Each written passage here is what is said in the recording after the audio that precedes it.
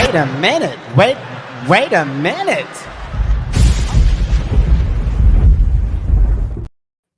Yo, what's going on, family? It's your boy Trap Vision 3D, man. I just got off one of the best Instagram lives ever. I mean, ever. It was so epic, man. I'm talking about down to the second. I literally just got off with my man Chris from Merely on Time. And yeah, it was pretty dope. I enjoyed it, man. I definitely enjoyed it. So let me get over here. Let's see who is in the comment section. Why am I hitting the screen? Like, James is in the building. What's going on? Welcome in, welcome in, welcome in. Jay Jones, Cliff, my man Vic, Longitude, Cliff. Who winning so far? It's the women's Royal Rumble right now. Women's? Okay. All right. So, yes, I'm just like closing out from that, man. Tonight we're gonna have a pretty good talking point. Matter of fact, let's do this, man. I'm going to drop the link here in a little bit. Watchman 54 is in the building. Thank you guys for being here, man. This is awesome. This is awesome. So let me close out my Instagram because hey, that's what we do, man. We family, right? So that's what we do. I had a great talk, man. Like, hold on, I can take this out of my ear now. I feel like I'm yelling. Do you feel like I'm yelling? Can y'all hear me good? If y'all can't tell, man, I'm so hyped, man. That was a great live. Great live. Merely on Time and Trap Vision 3D review. Yeah, share that out. So that's done. Booyah. Okay, so let me get over here and welcome everybody in. I'm gonna drop the link, man, because we're gonna have a great conversation tonight about heritage of watches over functionality. And I want to get y'all take on what you guys think is most important when you're buying watches or even approaching this whole hobby that we fall in love with, right? So I just want to get y'all take. I'm going to be asking some questions. I'm going to drop the link as well. So hold up. Let me see. Hold up. Wait a minute. Go over here to StreamYard and I'm invite some guests. I'm about to copy. I'm about to throw that in there. So if you want to come up, feel free. It ain't gonna cost you nothing at all. Who up in this thing? The Great Santini's in here. That's what I'm talking about. I appreciate y'all being in here. You guys are awesome, man. You guys are the real MVPs, man. So check this out. All right, so boom. Heritage over functionality. I'm dropping that link right now. There we go. It's in there. All right, let's get down to brass tacks. Hold on. Oh. I got some watches in here. Man. We're going to talk about some of the watches I have in here. And I'll share that with you guys. And then we'll talk about some of the companies that I have dealt with so far during this watch journey. Got my Zodiac. Can y'all see that? Zodiac. That's on there. I got my Tissot ready for the conversation. That's definitely coming out. I have my Sugis. That's coming out. Make sure. Let's see if anybody trying to jump in there. And then I have my watch of today. Okay, so I am rocking the Mido. Can y'all see that? That Mido. Multi-Fort. Pretty phenomenal watch. What's up, Dave D? What's up, Scott? What's going on? All right, so let's get into it real quick. So recently, you guys have seen. Hold on, man. I got the glare, man. I can function without this. So recently, I just purchased this Zelos. I actually got it like 2 days after Christmas, this Zelos right here came to me, right? And I got the one with the orange, and this is a part of the black tip collection. Now, I'm pretty sure that there's a number of YouTubers that came on and they said, hey, this watch is coming out, and Zelos sent it to to whoever they sent it to, right? So I was curious because this is a brand that, like, I'm looking at the hype that's online about this watch. So I was like, okay, I want to know more about it. And this case, what comes in it, right? And I know you can't wear this case on there, but the presentation was amazing. I thought the presentation was just like next level. But it came down to the price. Now, Zelos is a micro brand for those that don't know. This is a micro brand. And the amount of detail, the amount of finishing, the way this watch is constructed, at the price what they offer, what they asked for, was more than I was expecting. Like, this watch is punching on a whole different level. Now, you guys know that I've been an Invicta fan for a long time. I'm going to show you something. This watch right here, Pro Diver, this has a Valjoux 7750 in it. When this watch was out, and I got actually have some people that's in the chat that can verify that when they were buying these watches back in 2008, 2009, these watches were punching anywhere from $900 to $1,200, right? And it wasn't like the current Invicta channels where they were, let's say they say, hey, this watch is $1,200. You can get it today for $295. They weren't giving those, and that's because I wasn't accustomed to that then. I wasn't watching Shop NBC back then or Value Vision, so I missed out. I actually bought this secondhand from a collector that owned it since 2008, I believe, give or take. So with that being said, Invicta dates back to 1837. Their whole premise is putting out Swiss-made timepieces at a low cost. That's their thing, right?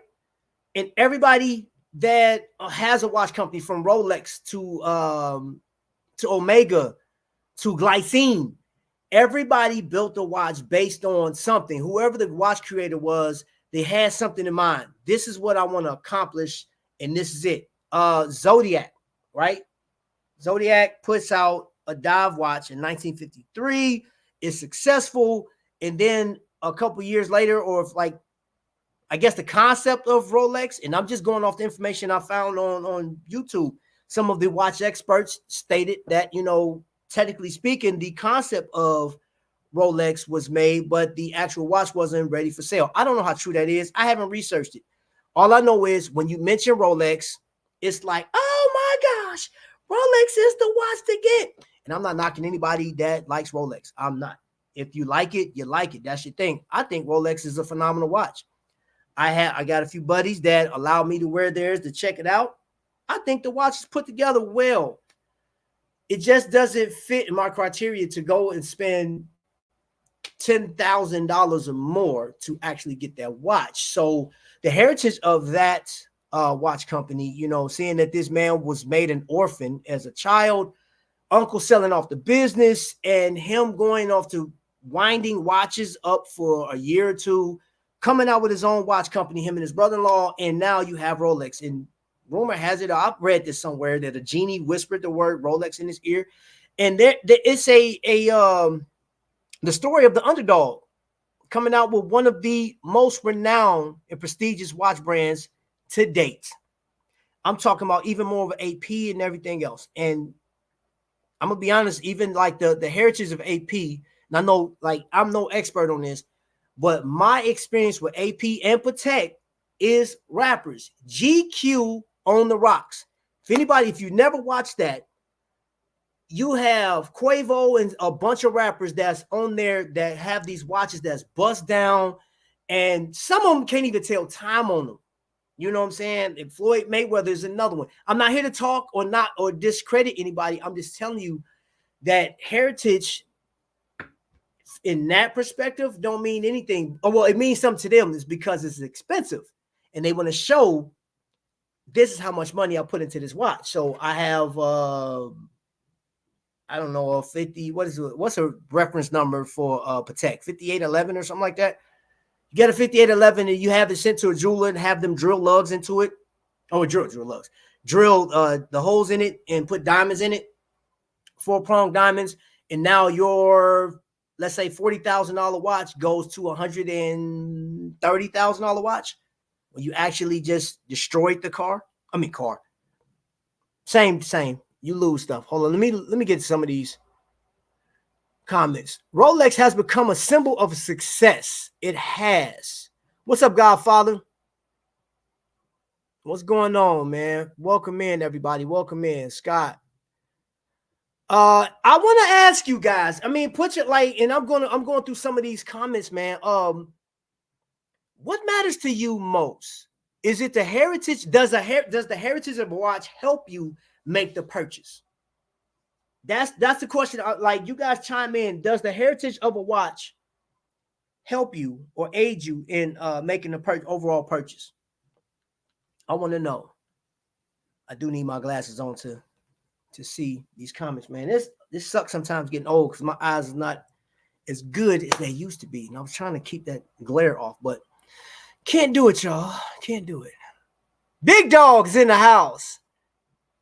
The Big Dog is in the building. Luciano, you know you have made it when you can get a Rolex. That's a part of brand hype for sure. I agree. In my experience, the 2K and under price range is, let me show that real quick. Whether it's a heritage brand, micro brand, something for everyone. So how many people in the chat, how many YouTubers do you listen to that promote brands like Omega? And I don't, you know what? One thing, I don't know if I watch enough of the big guys. Cartier is a brand. I'm gonna tell you something. Cartier, to me, in my opinion, and I have a Cartier over here. I have a Cartier. That's for another video, though. Yeah, got a Cartier sitting right here. For me, I've watched the Cartier. And I've heard Urban Gentry talk about it, and I haven't heard a lot of people. There was was it Ellie? It was one of the lady content creators talk about Cartier Santos, and you don't see or hear about that. I don't, at least. I haven't come across where I hear too many YouTubers talk about that. And the heritage of that being, started out as a jewelry store, whatever the case was, and now become one of the most world-renowned best. I don't know where they fall as far as sales, like second or third place in sales, but we have a Cartier dealer not too far from here from me, and I went in there and looked at their wares. It's nice, really nice. Me personally, I would get the Cartier over a Rolex, and that's because, like, back in the day, some of the older, like the grandfathers, the old pastors of the church would have a Cartier.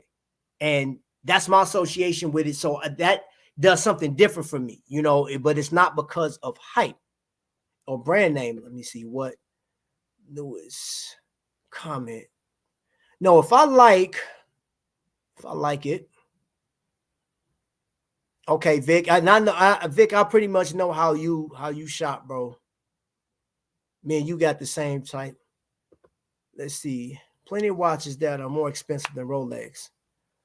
I've never heard 600,000. Woo! Crap. Hold up. That's crazy. I've never heard of that brand. And I'm being honest, man. Forgive my ignorance, but I've never heard. That is crazy. $600? $600,000. Oh, wait a minute. I have seen these. I've seen this on somebody's channel. Who I've seen this on the YouTuber's channel before. $521,000. Sheesh. Good night. Inspired by the performance, precision, and mechanical prowess. Well, I appreciate you giving me that information because I didn't even know that watch existed or that company existed. All right, let's see.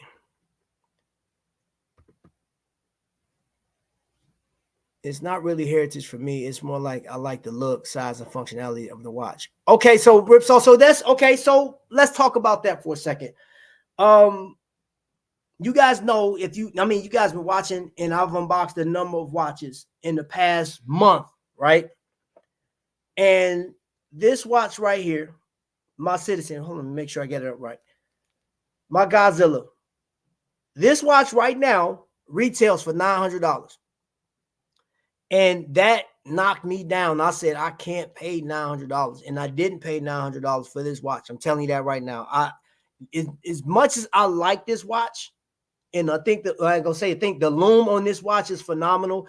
If you look at the buckle on here, once you have this watch on your wrist, you locked in.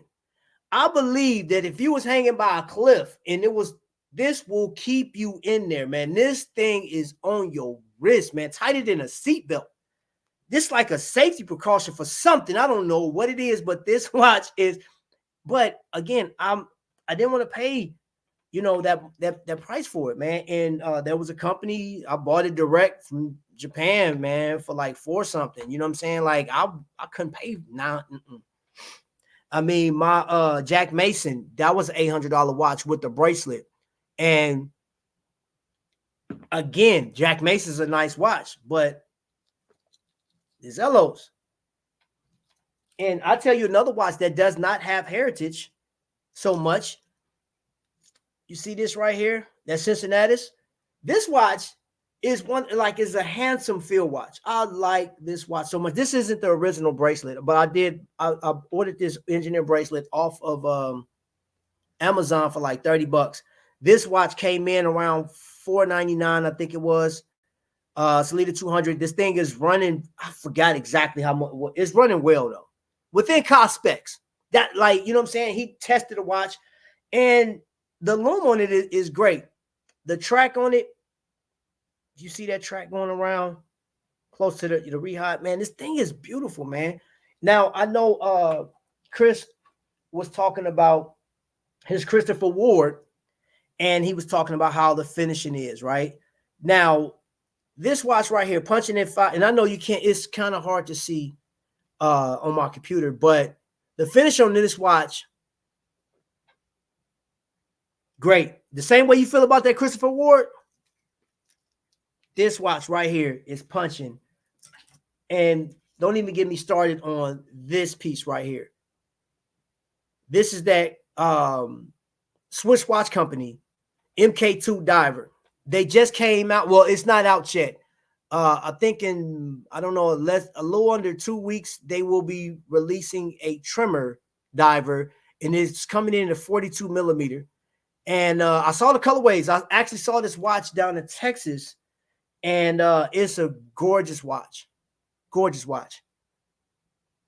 Let me get into it. Dave, Laura, right? Hold on. What is Dave talking about? If you can't afford to buy a $40,000 car, you can buy a Rolex. I'll take the car. I would definitely take the car. Those bad boys are 6 figures. Yeah. All right, so let's see here. Come on, Trap watches that cost $1 million. I know. You know what, Felix? I know. Like, so Drake has a Richard Mille, right? I think it was the Green Emerald. But okay, so if again I go back to this one thing. From my perspective as a viewer, as I'm looking at GQ on the rocks, and I'm looking at these rappers, like what inspires them to buy a Rolex? And like who was that? And Mayweather got I think it was a Submariner, and had diamonds put all through this thing, right? And he had it done. he had Rolex do it and send it to him. So you have a watch that's punching in around $12,000 to $14,000. But after Rolex had modified the watch, he claimed this was on I think it was GQ on the Rocks. He claimed that the watch was $8 million. That's his claim to fame, that he spent $8 million on that watch and he can't tell time on it. That's his words. That's what I saw. Is that true that he paid $8 million? But like the thing about it is, his sole purpose of buying a Rolex was to show that, hey, our money Mayweather and this watch is expensive. So I'm going to show you that I'm about money, right? If you have this watch, but when it comes to functionality, you just put all these diamonds. He put the map of Africa. So he had the yellow, black, and red diamonds put inside this watch, so which, you know, made it $8 million, and you can't tell time on it. Heck, Seiko, hold on, let me read this real quick. Had stronger, yes, I agree. I agree with you. And I saw some Seikos. I was just at Trifecta up in Lafayette, man, and dude, that place, man, got some nice Seikos in it. Big Dog got a Concord and an Omega. Congrats, man. I like Omega. I think, you know, so, and it wasn't a hair. See, like, my love for Omega wasn't the heritage of the company. It was James Bond. And I mean, and I'm just being honest with y'all, man. And the reason why I love Panerai so much is because of Sylvester Stallone. It wasn't the heritage. It wasn't until I started doing this when I found out more about the company. All right. Oh, yeah. Now, I'm gonna tell you something about the Jacob & Co. I actually have one in the back. And that I got that watch. Gosh, man. Whoo. I want to say I bought my Jacob. Well, I didn't buy. I actually traded for that watch. I traded a gold Seiko for that watch in 2003, and I've had it ever since. And it's the multiple time zone, and I don't even wear it anymore. It still works. You have to, like, when you change the batteries, you have to change. It's 5 batteries that you have to change. Wait a minute. Oh, man, dude. Oh, my gosh, bro. Yeah, I agree with you. They make nice watches. Yeah. I definitely got to look at. Yeah, man. You know what? I would recommend that you reach out to Jacob, and you can, I guess, like on Instagram, hit him up on Instagram and see if they have anything. If they'll send you one out, it's definitely a phenomenal watch. And I don't know, like, so I know there's a Minutes and Hours watch event coming out, and they're going to Chicago in April. I don't have the dates yet, but that'd be dope, man. If you and your wife can actually come down to one of those. But I know it'd be easier for you guys to go to that event in September. So if you guys don't know, they're hosting an event. Zanelle Watch is actually putting. I think Jason is hosting that. Hold on, let me read this. Let me see. Car is more useful than a watch. You make payments. You don't want to make a payment $50,000 Rolex. Depending on what kind of credit card you got. If you have the credit limit. But again, what would your purpose of buying a Rolex be? What would your the inspiration be behind that? So let's talk about inspiration and just overall hypeness. I was asked a question about this PRX, my Tissot PRX. I like it. I really do. For the past 3 years, this watch has been hype, and I actually have the blue. Man, that light. Hold up. Sorry, y'all. Can y'all get that? Glacier Blue. There we go, right there. A little bit. I got the light sitting right. Maybe I should put the light back a little bit. But Glacier Blue, I like to watch. And I don't regret the purchase. I don't. Just added a watch. Well, I mean, actually, company, because it was either going to be this or their diver. But the thing about the diver, I still like the diver. I love the way the dial is. It's just, at their price point, and I had talked to Dave D's in the chat. Me and him had these conversations. Heritage kind of go out the window with me when it comes to these watches now, because it depends. It depends. Now, feel me on this. If you had $1,000, and I know we talked about this when we were doing our review, me and Chris were doing our review. If you had $1,000, and I love you put this in the chat, $1,000, what watch would you buy for $1,000? Or given the opportunity at $1,000, you can buy multiple watches. Do you buy one $1,000 watch, or do you buy multiple? Jay Jones, this doesn't apply to you because we already know you're going to go over to Invicta stores and you're going to load your cart up with like a bunch of whatever you're going to get. You know what I'm saying? Like $30 watches and stuff like that. So you're going to come out with about 150 watches for your $1,000.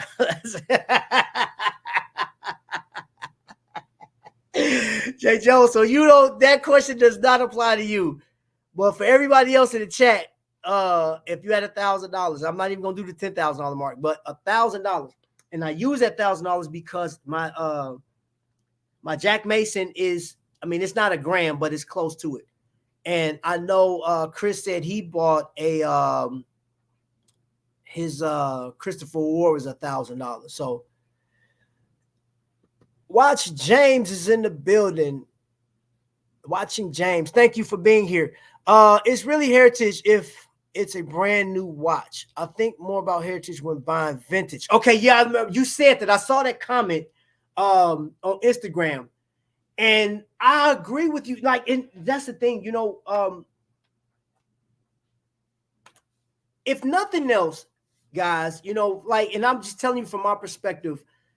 I grew up watching. My dad had. I got the Timex. For those that didn't see, this is my dad. My dad passed away in 2017. This was his watch. He wore this watch on a regular basis, man. He worked construction, and this watch has been through the ringer. Now get this, my dad had a Rolex. My mom bought him a Rolex, right? He had no idea what the watch was, and he wore this watch to a construction site. The Rolex is mangled, is tore up. The glass is scratched up, man. Like, it's tore. That watch is tore up. My mom paid a lot of money for that watch, bro. And he had no idea what it was. He didn't care. So for him, heritage would mean jack. It's all about functionality, and it's like, hey. So she'd have been better off getting him a Timex or a Casio or something. Well, yeah. Something. Hold on, wait. What Space say? Oh, you talking about Mayweather can't read? Yeah. Money, man. My love for the Breitling comes from Jerry Seinfeld. Okay.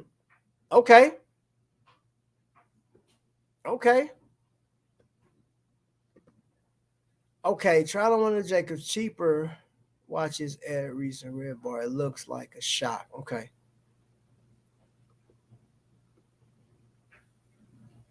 Oh, so there's a watch event, DC watch shows.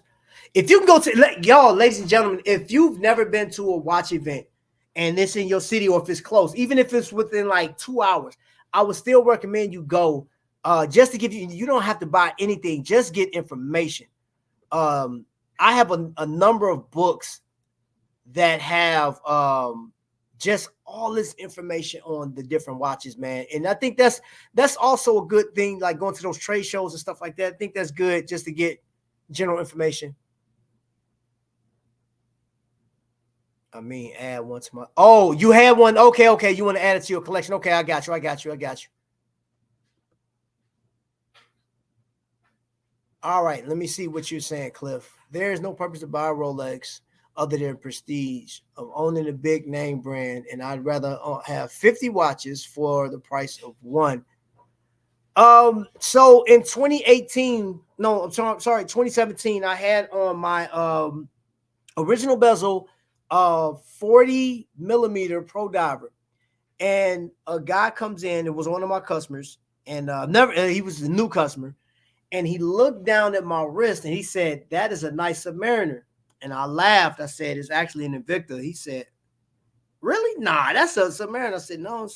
And we had a conversation, and he said, "Well, I thought you had a very expensive watch on." He was like, "Sorry." I was like, "No, you good. You know, I mean, it's no biggie." But let me see what you're saying, Vic.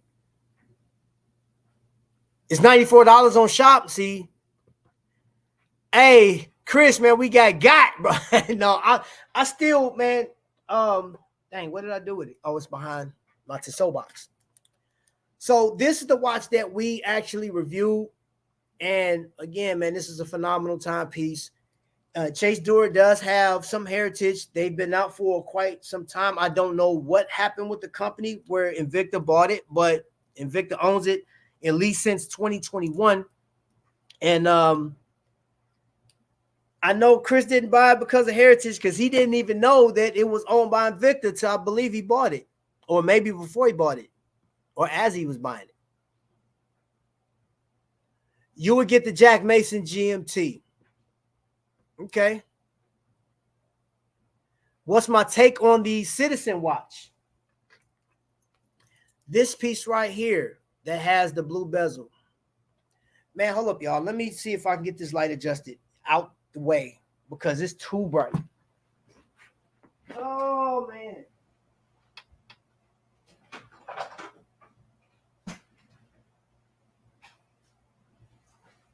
Let me get the studio adjusted a bit.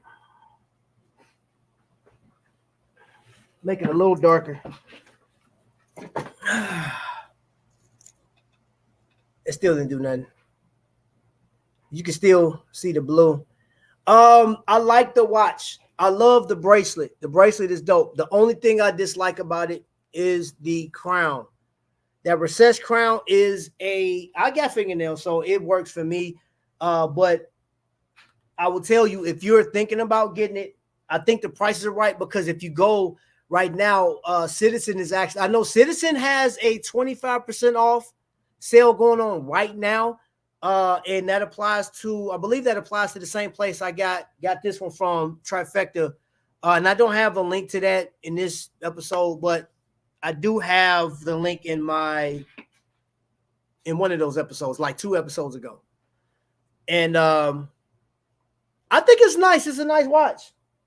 It's you know what I'm saying? Comfortable on the wrist and whatnot. That crown though, that crown is a bummer.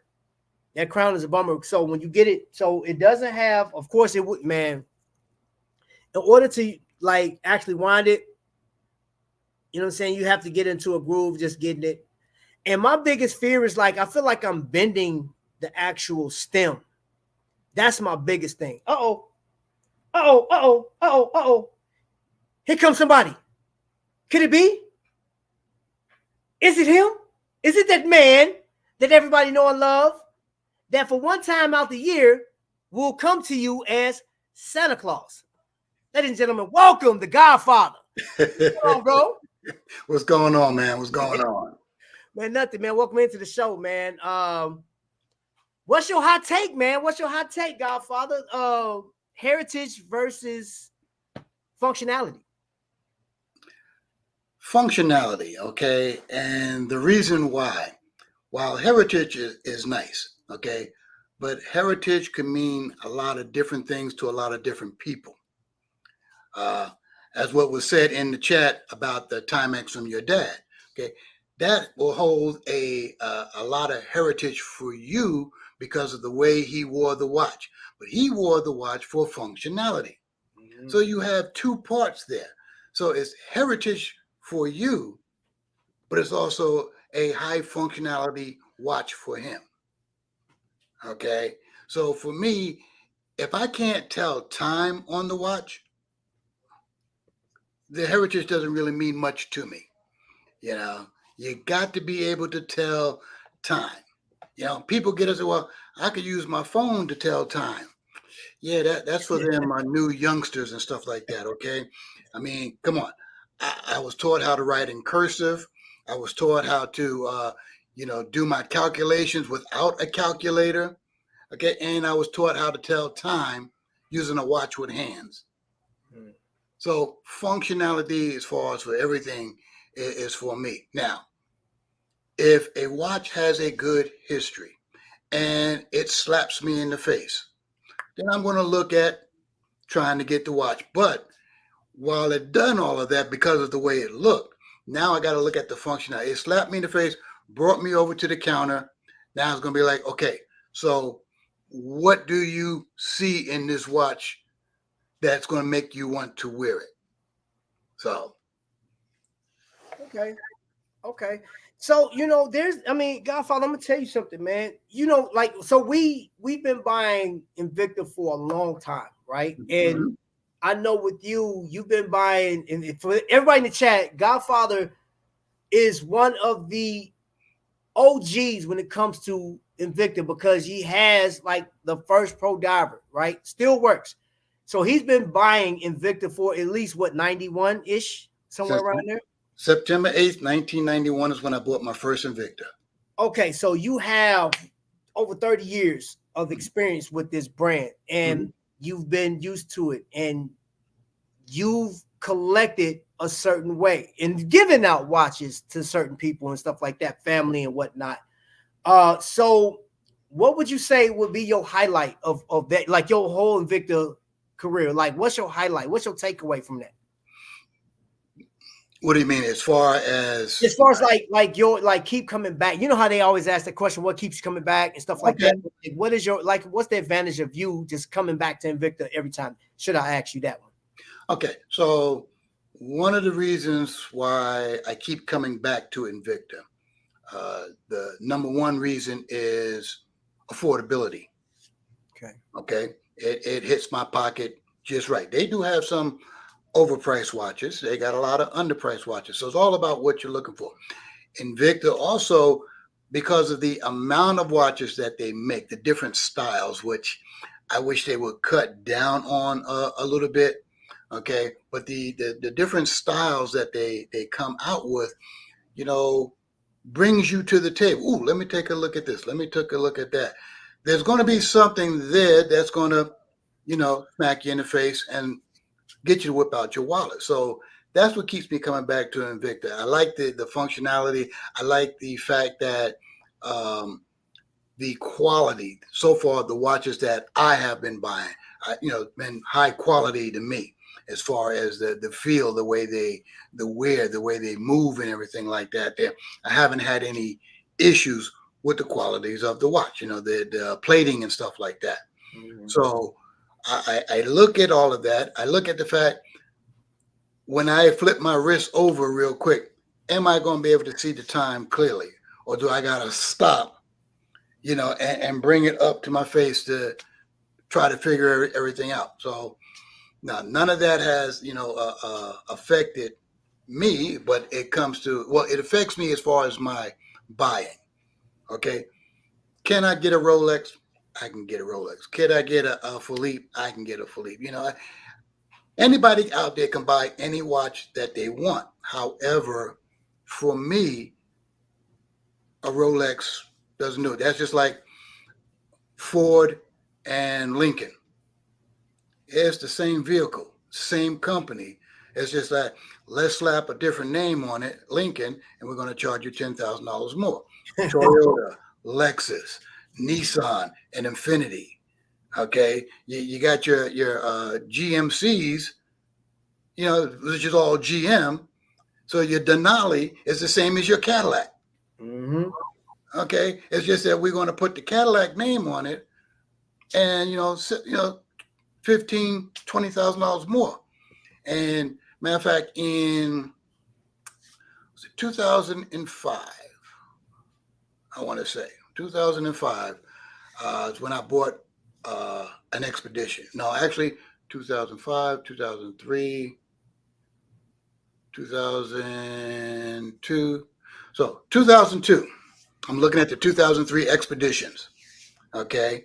And I wanted a big SUV. So I went out, I test driving the Denali's and the Yukons and the Escalade, and I got in the Escalade and I'm like, this thing rides like a truck, not like a Cadillac. Okay. And it was like almost $25,000 more than what I would have paid for the Lincoln Navigator.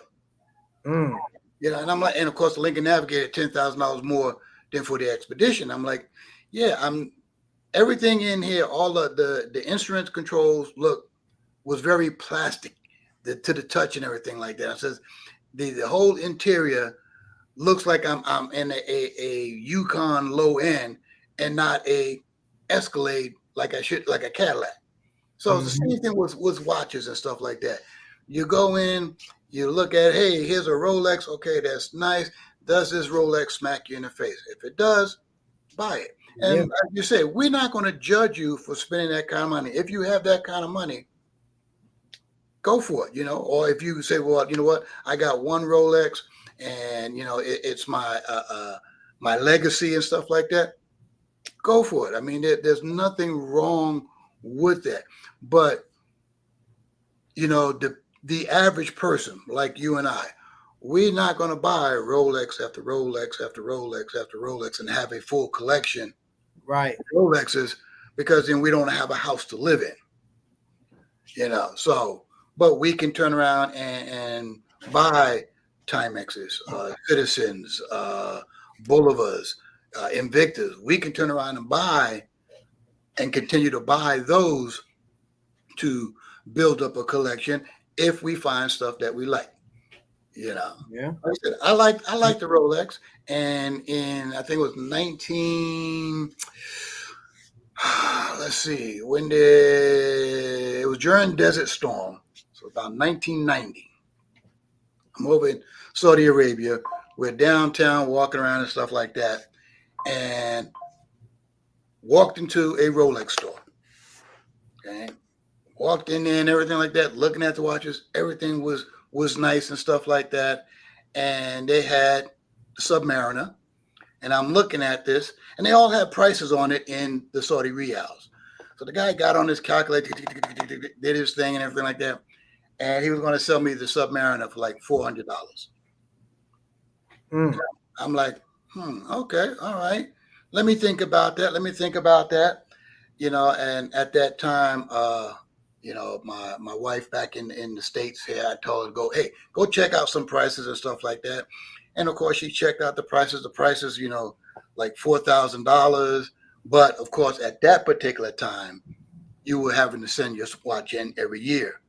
Now, come on, the newer watches, yeah, every 10 years you send a watch in. But a lot of the older stuff needed to go in, at least every year. And I wasn't about to spend, $600-700 to send a watch in that I only paid $400 for. So to me, getting a Rolex was not, I guess you could say it wasn't smacking me in the face hard enough to spend the money in it. Look nice. Okay, beautiful watch. And because you hear so much about Rolex, that, if I get a Rolex, that means I made it. And most people look at that. They'll look at Lexus and BMWs and Mercedes, and that's their made it item. I made it to the top. I graduated med school. I graduated, whatever. So you get yourself something to celebrate. Again, nothing wrong with that. And I'm never going to tell you, don't buy a Rolex. Don't buy a Philippe. Don't buy a Jacobs & Co. It was about 3 years ago when I first saw the Jacobs & Co. Godfather's watch with the floating turkey. Oh, yeah, that thing's expensive, though. $500,000. Yeah, that thing's expensive. $500,000. Then if you start adding diamonds to it, it came up to 1.2 mil. Okay. And I'm like, I can't see myself getting that watch. While I like the watch, it really wasn't smacking me in the face. So even if I had the money, I wouldn't spend the money on it. But you know, like with the Jacob and Co., in my opinion, when I look at that, I don't think of heritage. I think about he's a great engineer. He's creative and he can craft stuff. But like, I want to jump on a point that you just made. I'm gonna tell you how I feel about. Matter of fact, this Zelos right here, right? Mm-hmm. I feel from a point where we talked about the Rolex, we talked about Omega, right? Mm-hmm. In my opinion, this Zelos is a fan favorite on YouTube, on Instagram. This is the watch to get. And I feel like outside of me just liking a watch, I made it. Right. I'm among a group of people that got to watch that when it comes, it sells out just like that. You know what I'm saying? Right. So I'm like, I'm not going to say this is my Rolex or anything like that, but in comparison, this doesn't have the weight of your Citizen. It doesn't have the weight of your Seiko. It doesn't have the weight of like brands that's been in there. But dude, when I tell you everything that this watch is spec wise, right, I have to say, what a big store like the big box brands, you guys are slacking, because for this watch to punch at $500 in a big store brand like Heritage goes out the window with me, because yes, your name is big, but you can't charge me $700 to $800 for something that's mediocre, or like you just, hey, I think they'll like this, here, slap some stuff on there. Right. Because I know me and you talked about, I do like some of the older designs from Invicta. Mm-hmm. I do. However, some of their newer pieces, I just feel like, matter of fact, where I still have one over here. This piece right here. That. The digital, right? And I also have an actual Casio. Right? Now, my thing is the company that they partner with, who was it? Beamer actually put me on a trail to look. That watch was on, the company was on Amazon at one point, and they had those watches for as low as like $3 or $4. Right. Digital pieces. You know what I'm saying? So I looked at it like, okay, Invicta, you've been out long enough to actually create your own digital, get into your own space, and not, you don't even have to do the homage. Like, I want to see what you guys do. No collab. Get in there, freak the watch like y'all normally do. Mm-hmm. And now we have an Invicta piece, because that, I was talking to Vic. He wouldn't buy the watch because it doesn't have the Invicta logo on it. You know what I'm saying? So everybody is different. Now, does the watch work? It's functional. It's nice. It got a different colorway. I actually like the watch. I just still feel like it was more of a gimmick than fan service. I agree. And I mean, that particular watch there, if I was going to get it, I would give it to some of my younger nieces and nephews and stuff like that as a starter watch. But I would try to find something small enough that's, analog, not digital, because we have to, teach this younger generation how to tell time without looking at just numbers. You put a watch, you put a time on a watch, and it's like, okay, here it is, 12:15, and you tell somebody, okay, it's 12:15. What time is it? And they're talking about, well, quarter. Okay, so that means it's 25 after 12. Like, no, they don't know how to tell time with that there. So while the digital age that came along, in the early 70s and stuff like that was good, it made things simpler for us old folks, because we already knew how to tell time. The younger generation now, no, And then I want to make a comment too. I think Israel, he made a statement that, Rolex is not while a Lincoln is a better looking or better version of an Expedition. Yeah. Rolex is not a better, of Invicta, which I agree is not.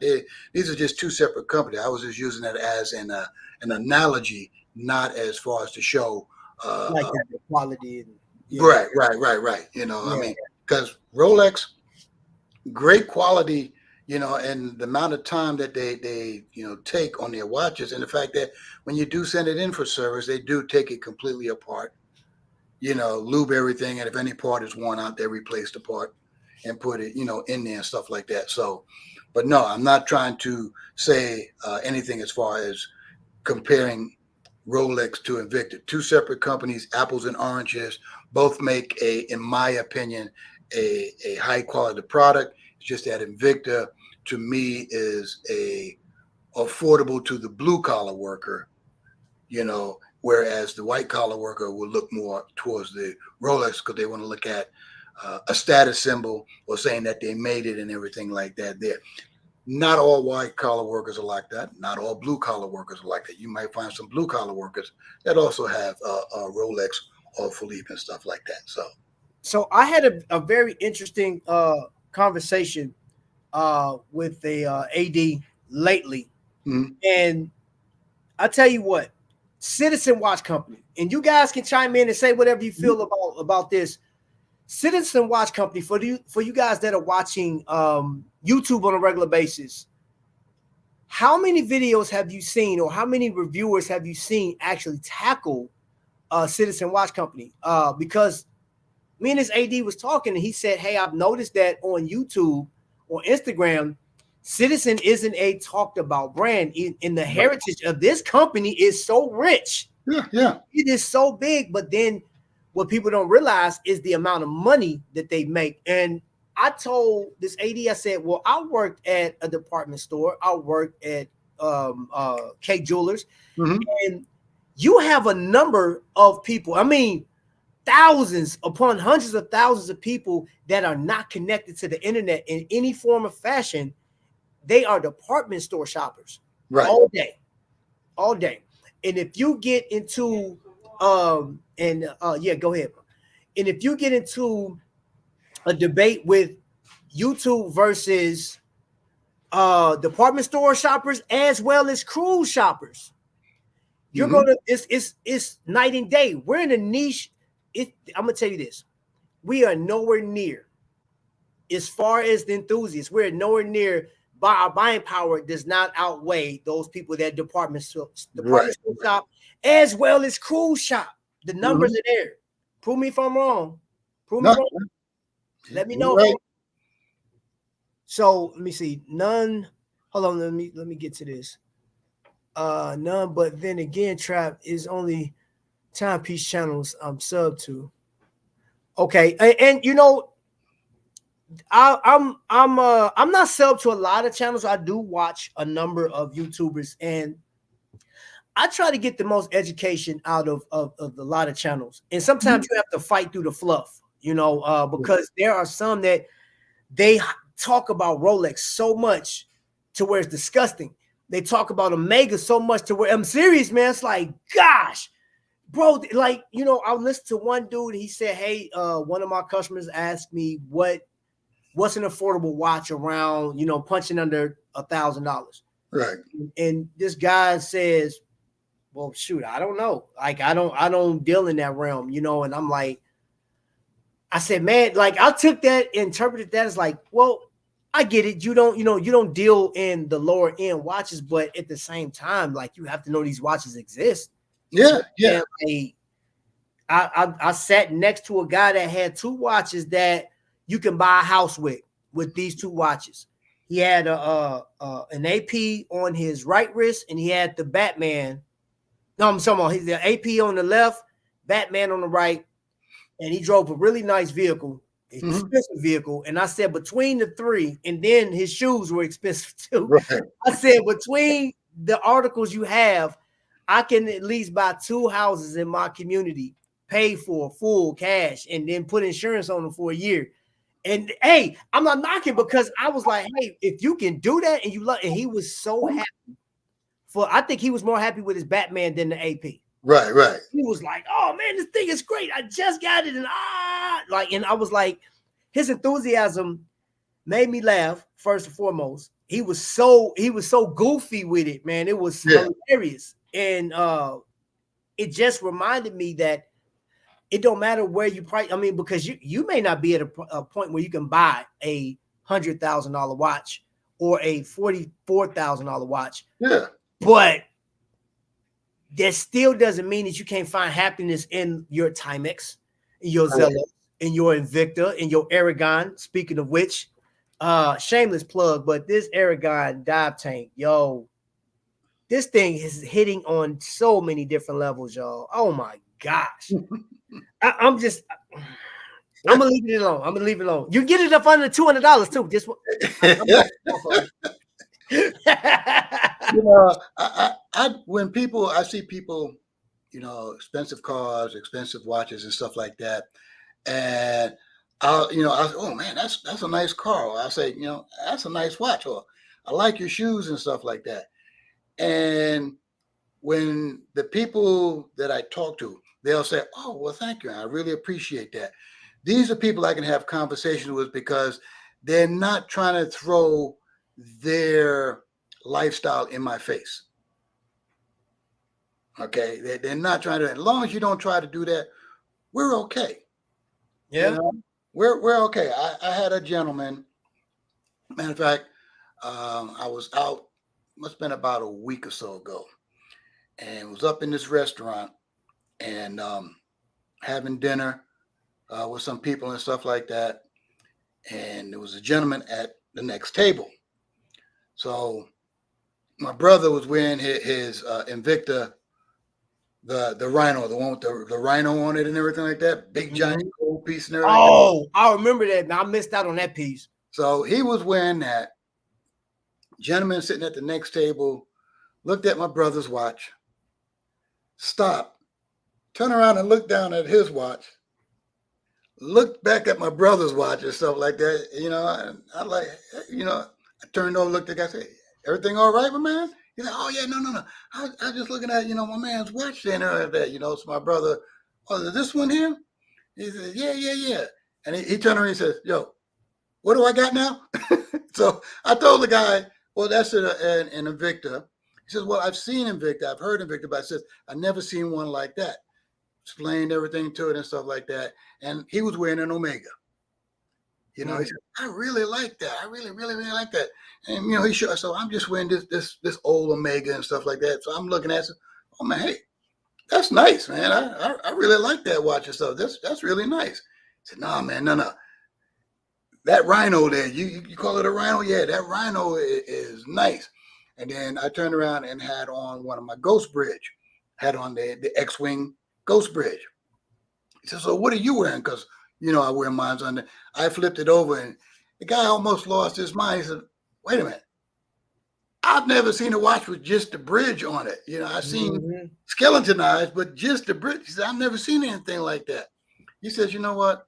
He says, I'm going to have to take a look at this Invicta company. I said, listen, I'm going to tell you, they do have a nice quality product. They do have a lot of different styles. You might not find anything that you like. You might find something that you like. He said, look, I like that Rhino. I like that style. And I said, well, the Rhino you're not going to get anymore. I said, but you can get similar styles to that.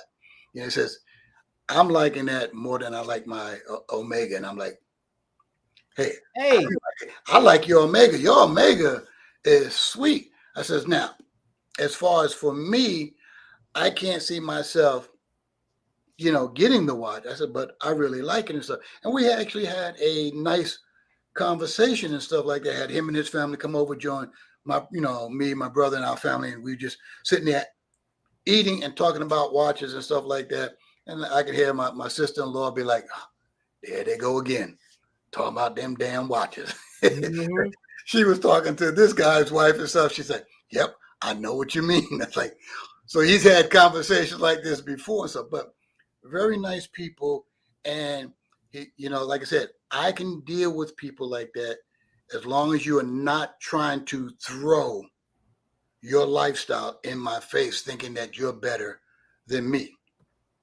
You know, it's like, you don't know me. You don't know what I can and cannot afford. Okay. You might have that Omega. You're going to throw it in my face, but you might not have a pot to piss in. Or a window to throw it out. Oh, window to throw it out. I heard it all my life growing up, man. That's right. You know, but hey, You ain't got that, but guess what? I got me an Omega. I mean, I got me my Invicta, and I'm taking my whole family out to eat here. Oh, and by the way, we're going to go to a show.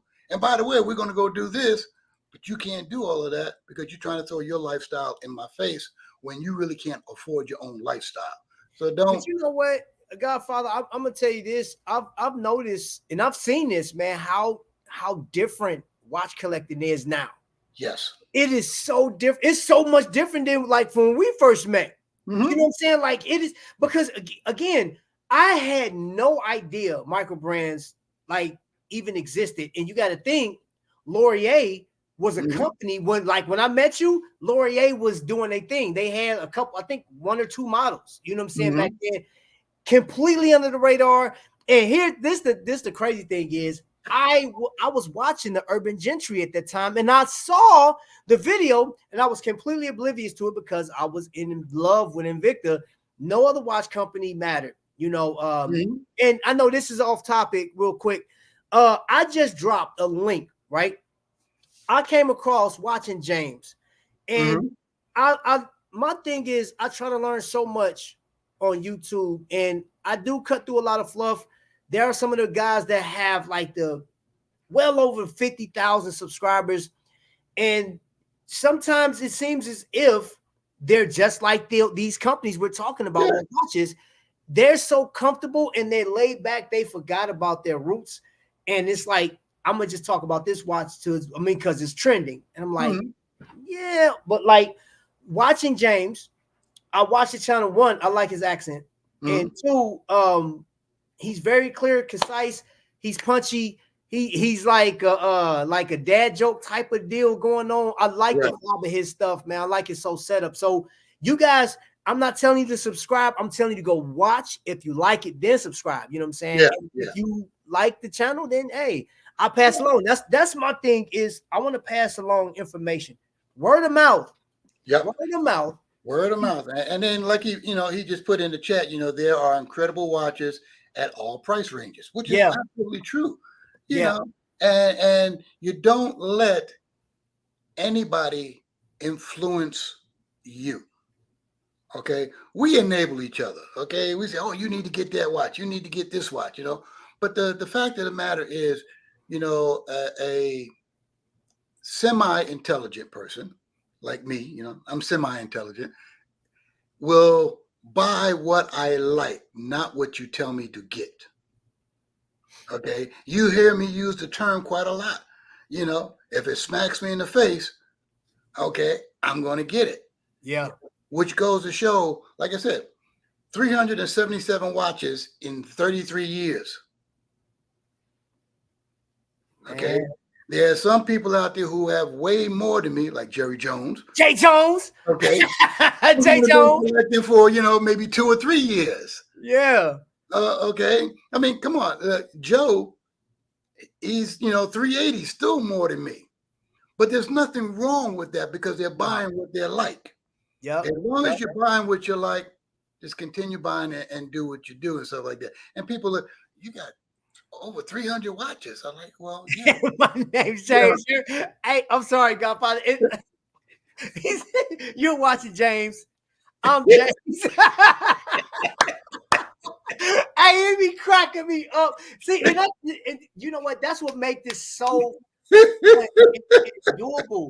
And and I gotta be 100% honest with you guys. I do run into some channels where I want to get the information from the channel, but I'm like, dude, you guys feel my nerves, man. Because I remember when y'all first started, you were so enthusiastic, you were so energetic, and then I came across some of your negative stuff, and then you rolled the train. And I will never want to be a trend rider. I don't want to like, okay, this is the next best watch. This, and I'm gonna tell you this, and it's really not the thing to do. You know what I'm saying? Like, you're not really giving me your heartfelt journalism. You didn't do anything. You looked at somebody else's channel, like, oh, let me go ahead and click and do this.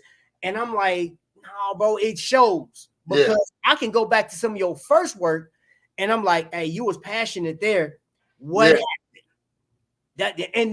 That's another. I mean, this thing hits different aspects. You know what I'm saying? Because to answer my own question, really, heritage actually gets me fired up about getting certain watches. Yeah, You know, or like okay, like James got that San Martin video, which once I'm done with this, I'll go look at.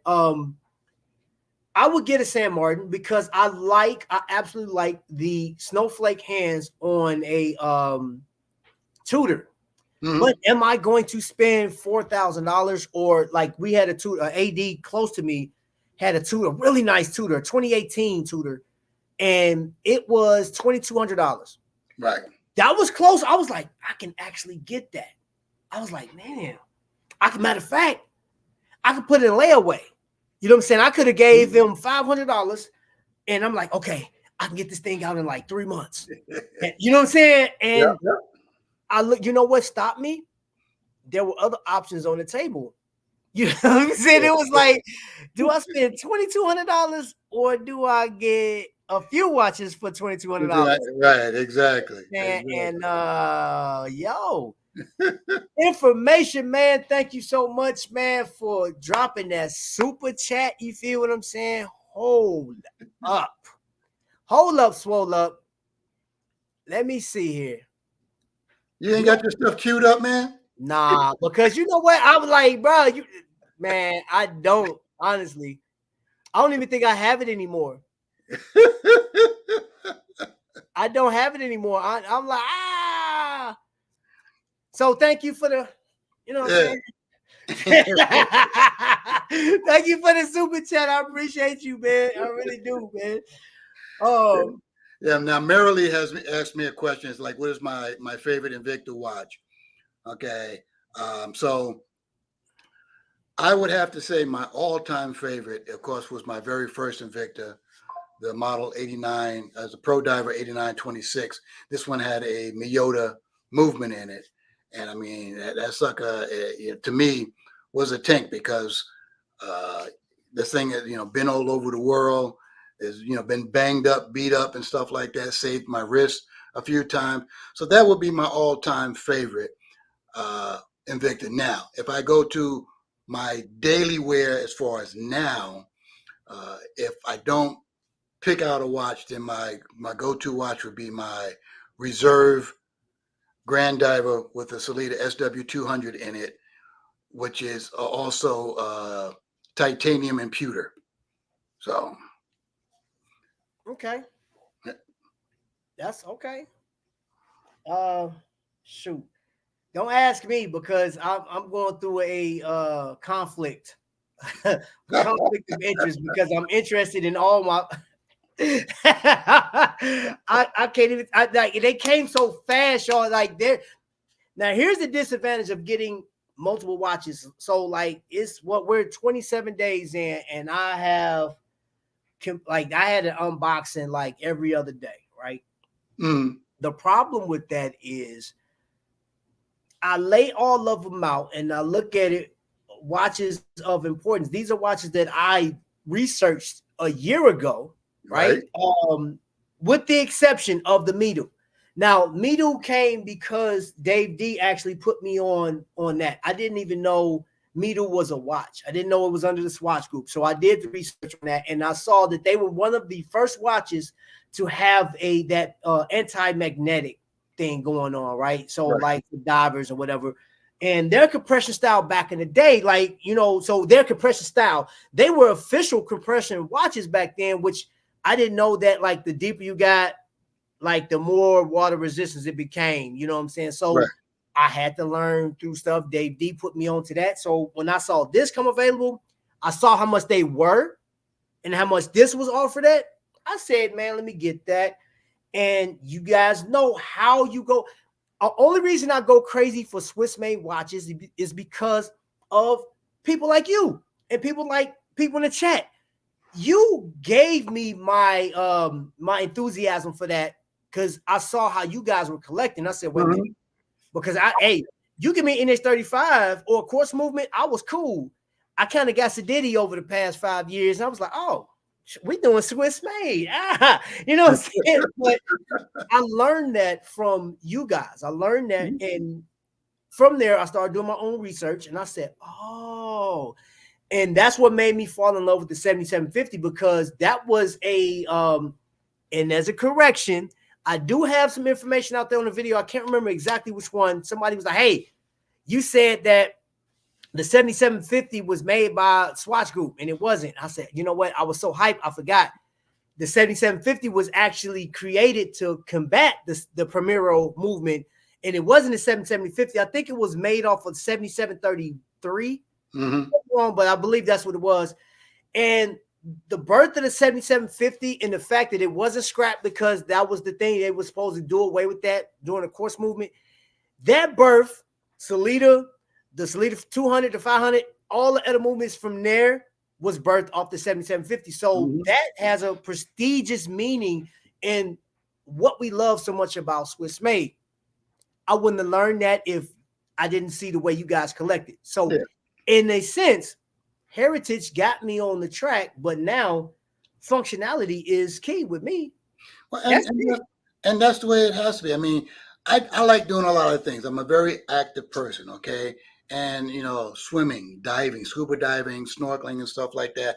So a watch has to be able to work for me in any different environment that I go in, okay? When I go on cruises and stuff like that, 99.9% of the time, I'm going to be doing some diving.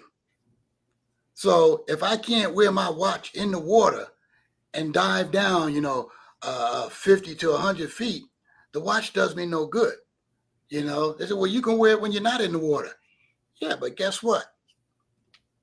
If I'm wearing one watch and I'm going to dive so I can keep track of my air time and everything like that, if I can't put that watch down there, it does me no good. I need a watch that I can wear in the water, whether I'm 100 feet down or outside of the water. Okay.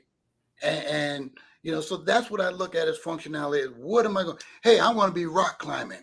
Okay. And if I'm rock climbing, of course, I wear my watch on the other side of my wrist. So I need one with a good crystal that even if it gets scratched up a little bit, I can get it buffed out and we're good to go. So I look at all the different things as far as what I'm doing to determine what type of watch I'm going to get and what it's going to do for me. Now, there are some watches that I will get, hey, we're on a cruise or whatever, I'm going to wear it while we're on the ship. As soon as I get off the ship, I'm putting on a different watch because I know what I'm getting ready to go do. Okay. And I always wear a watch when I dive because I need to keep track of my air. Right. Okay. Now to keep track of all that when I'm down there and stuff like that, and you'll hear Ryan, he talks about that when you got, rotating your bezel and everything like that. So I do that all the time because, if I got, say, 40 minutes worth of air, I don't want to be down there for 45 minutes. I got a big problem doing if I do that, Yeah. So you want to keep track of all of that and everything. So yeah, Paul, I know. And Godfather, have you ever heard of Certina? The name sounds familiar, but I'm not familiar with it. Bro, Certina is such a legit watch. It is not popular in America at all. It's just not. And that's a watch that I definitely want to add to my collection at one point. And the one that he's talking about, this watch has it is like the automatic Swiss made G-Shock of watches. This watch, you can beat it up. You know what I'm saying? And it's double gasketed and all this other stuff. Oh, look at this guy. What is this guy doing? He's putting his his tote up there with my Invicta bib. This is my Invicta bib. Your bib there. Hey, I got so many of them. Trap. I'm trying to come up with new ways to use these things. Man, I'm saying now I got an Invicta bib. That way you eat. It slides on. I tell you what, man, I can eat a meal and leave my shirt at home, and I still get something on it. You know what I'm saying? I'm one of them eaters that, always get something on my shirt. Always get something on my shirt. So, you know what I'm saying? Or better yet, my head's too big for that. But yeah. I mean, that's a good idea, man. And the Invicta bib, boom. Hey, look at that. Slides right on off. Hey, Chris is like, hey man, that dude would lose his mind if he scratched his watch, bro. Rock climb. Hey, Nerdy, let me tell you, I have done practically everything: diving, rock climbing, skydiving. I've done all that Woo! stuff when my watches and when the Invicta watches, and so far, thankfully, the only watch that has been beat up and scratched up is my very first Invicta. And people say, well, why don't you get it buffed out? No, because each scratch actually has a story behind it. Each one Character has character to it. Yeah. has a story behind it.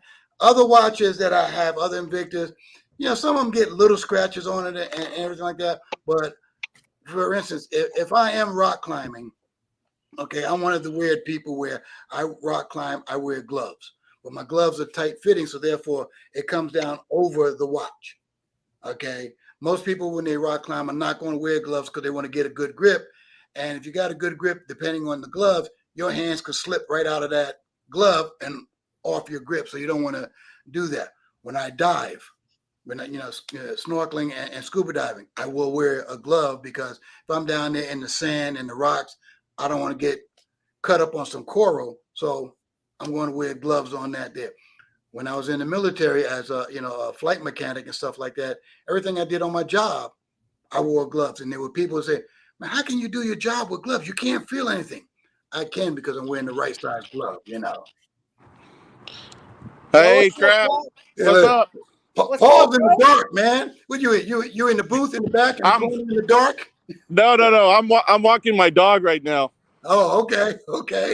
But Hey, I welcome to the show, man. Appreciate you coming on, man. hey, thank you. I always like listening to Travis. This guy, since the time I met him, he's been a genuine person. He's awesome to listen to, and he's the real deal when it comes to these conversations. So I'm super glad and delighted and privileged to be on this platform. So thank you for inviting me. Man, no problem. I'm glad you're here. Glad you're here, bro. Yeah, because hey y'all, this is Paul. He's the one that walked me into the frame purchase. and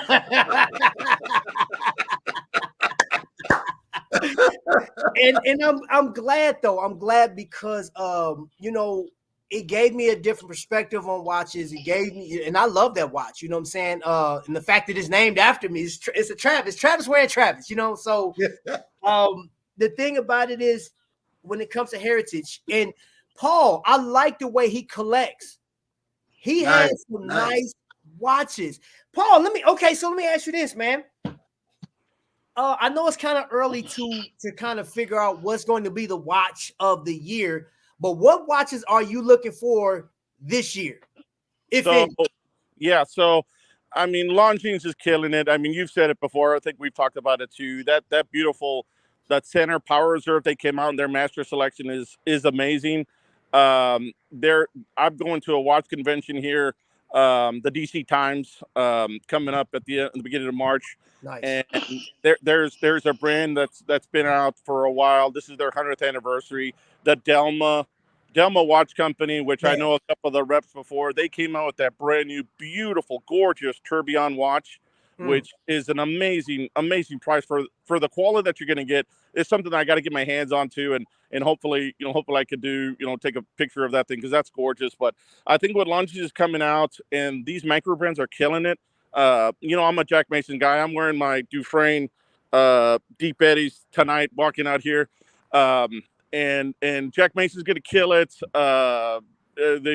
Dufresne's got a brand new GMT, which is awesome. I think the sky's the limit on a lot of the micro brands, but I think Longines got some really cool things to come out, and so does Tudor. Honestly, I'm picking up one of the FDX here in a couple of weeks. I ordered the FDX on the NATO strap. So I mean there's just so many good now is you're looking at the zenith of watch buying and searching online, and the quality's out there. There's some stuff that's tricky to buy too, of course, with a lot more brands that are coming out and a lot more new brands that are coming out. But you do your research, which a lot of these people on this platform have been doing. You do your research, you'll find some quality things. And I love your discussion. Like, you guys really love what you wear on your wrist, and that's one thing that please get out of all of these conversations is that whether you go from Timex to Rolex, it's what you enjoy, it's what you like, it's 100% what you can afford, obviously. But those people, that don't care about what you like or question what you're wearing. I mean, obviously they don't have the same charm and charisma as the people on this chat, but that's hearsay. You enjoy your stuff, what you got. Timex, they're killing it too. That their new model that they came out is awesome. So right now it's a fun time to be a watch collector. Okay. Oh yeah. Well said, man. Well said. Well said. Cliff, what's up, boy? Welcome in, man. I appreciate you. Listen, man, I got some all-stars up here, man. Paul, I got Felix. Felix, what is on your wrist? Somebody asked that. What is on your wrist?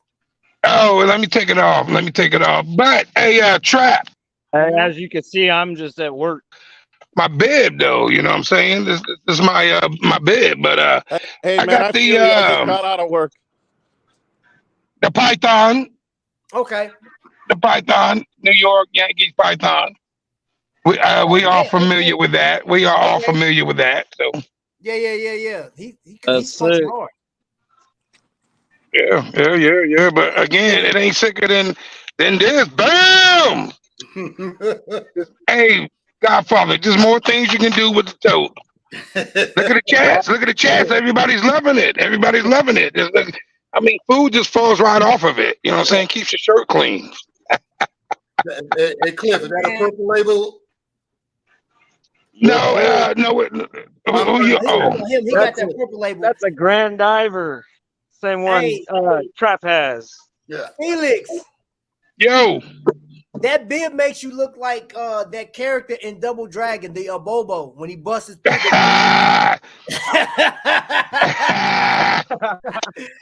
You look like That's a an good evil thing. Is that a character, good thing? bro. That's a good thing, right? Yeah, you look like an evil character, bro. Hey, I'm a bad guy. Hey, I'm a bad guy. I'm a bad guy. You know, You know. what's that leather face, the chainsaw You're always a bad massacre guy, dude, bro. Felix. That's what you are. Yeah, that's Halloween's October 31st. Hey, I love Darth Maul. I love Darth Vader. You know what I'm saying? I want the bad guy to win. I hate it. I'm sorry.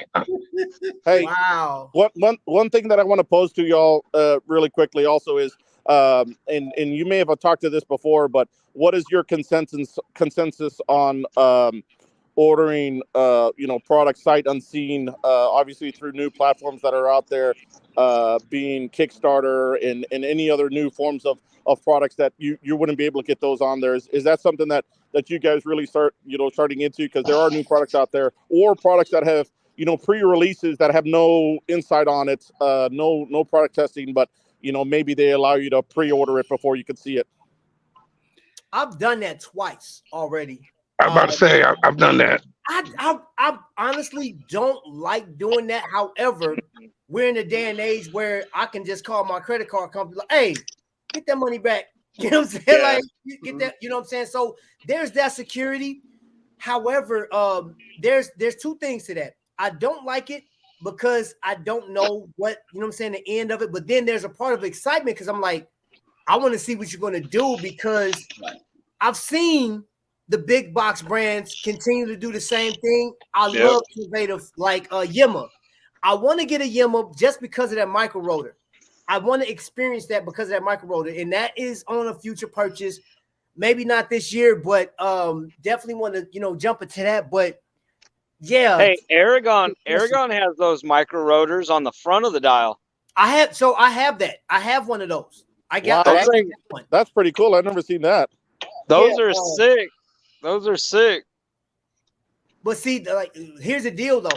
On those are more aesthetic than like the Yimma is actually, running the watch. But Why, Paul? Why are you so dark, Paul? You in the dark? He's out walking his dog. I'm at the dog park right now. Okay. And plus, you got that thick beard too. So yeah. I think he's looking for you, Paul. I got my bear's head. You could come. You'd always find me. I'm not afraid of anybody. Chi-town, let's go, boy. Hey, next year, bro. Chi-town. Hey, Trap, The Bears. my, The my Bears. aunt would absolutely love you, Trap.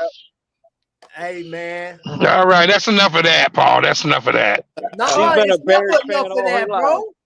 bro. Hey, man, look. Paul, Well, I'm gonna tell there- you something, man. Go Paul, for it. Trap's got enough love.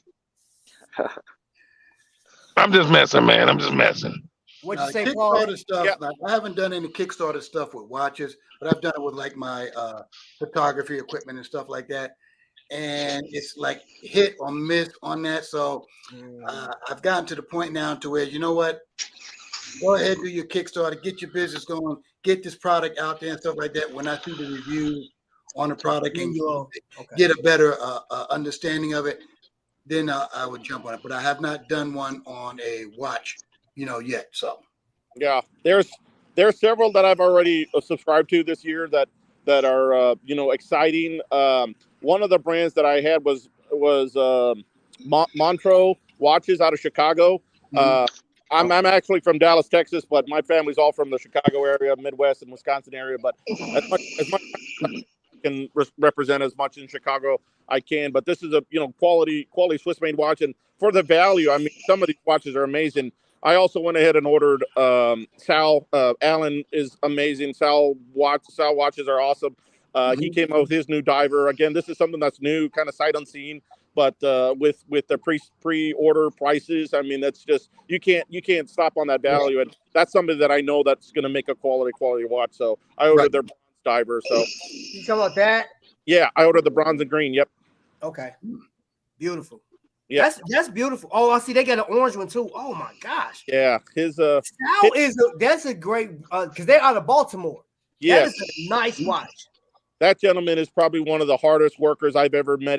I've seen him in New York, Chicago, Dallas here, and all over the United States. And he works himself by himself, drives everything, 12-hour days standing. I don't think that guy goes to the bathroom throughout all those conventions.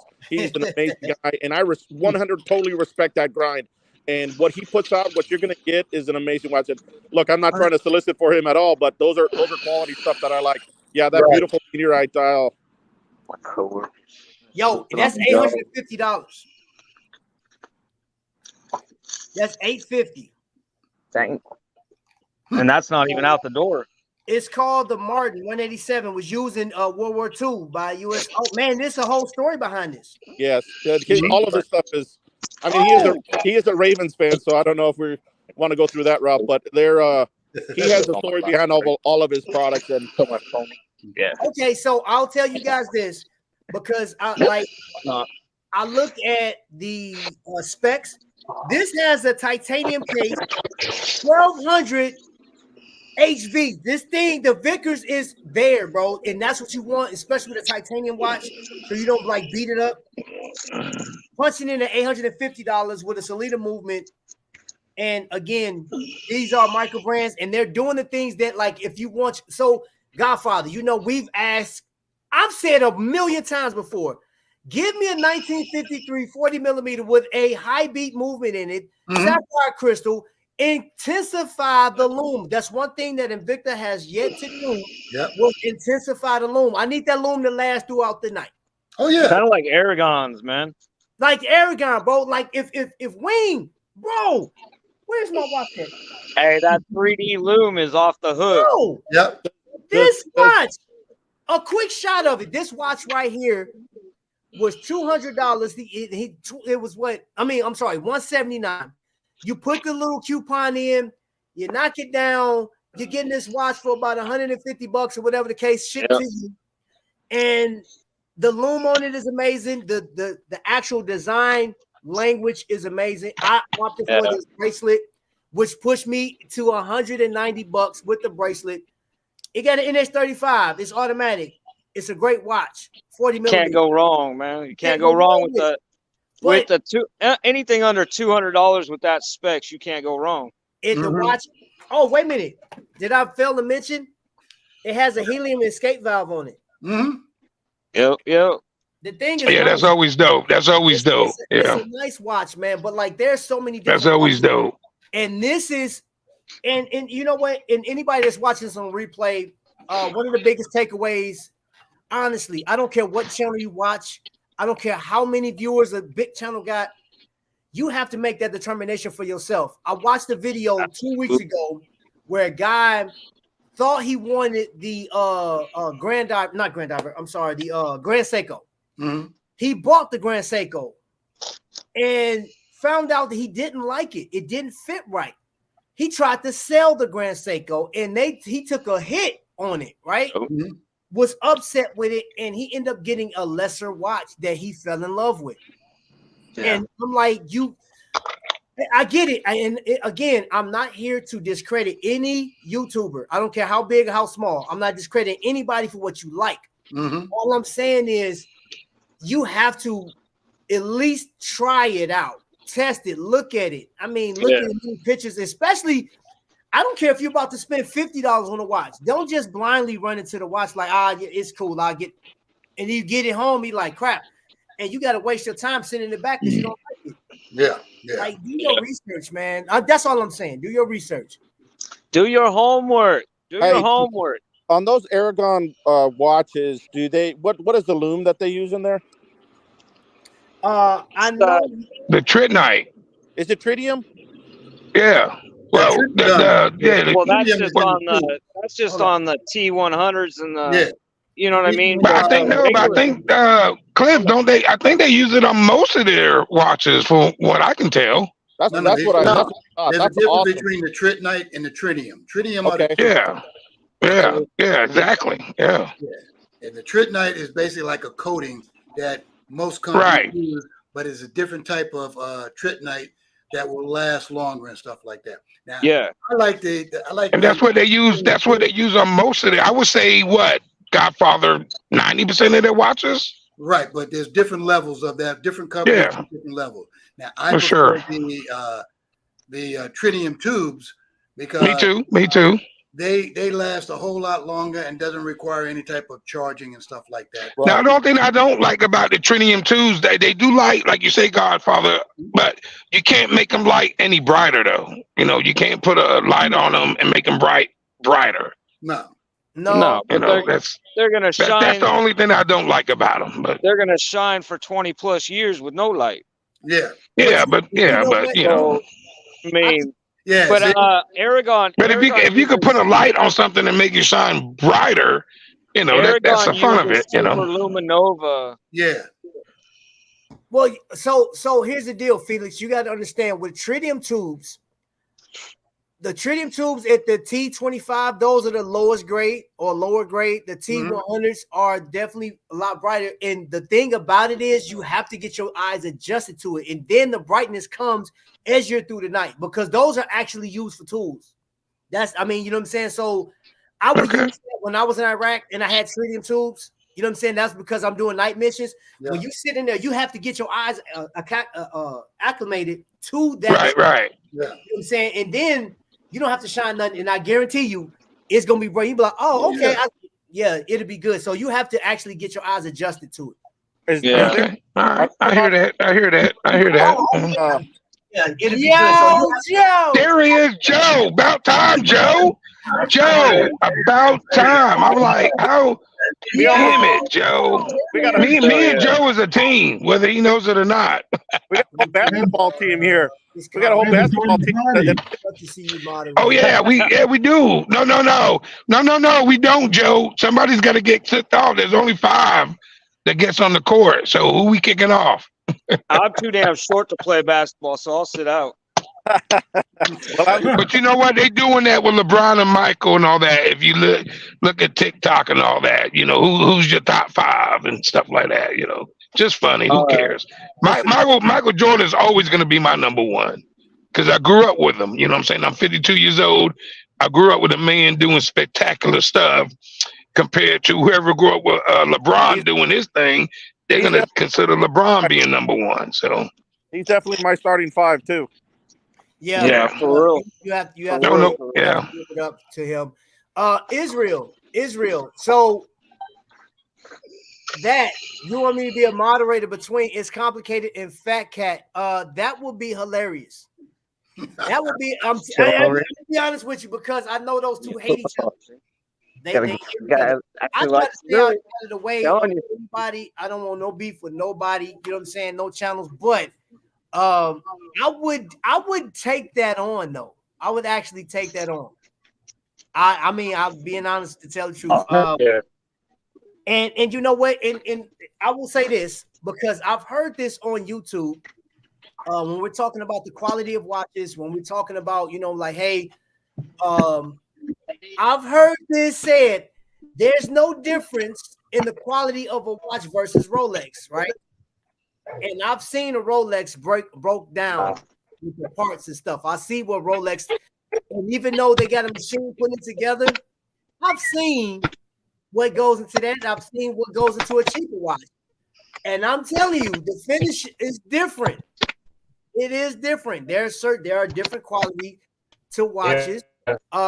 And for you now, when we're talking, hold on, hey Cliff, I think your signal's bad, bro.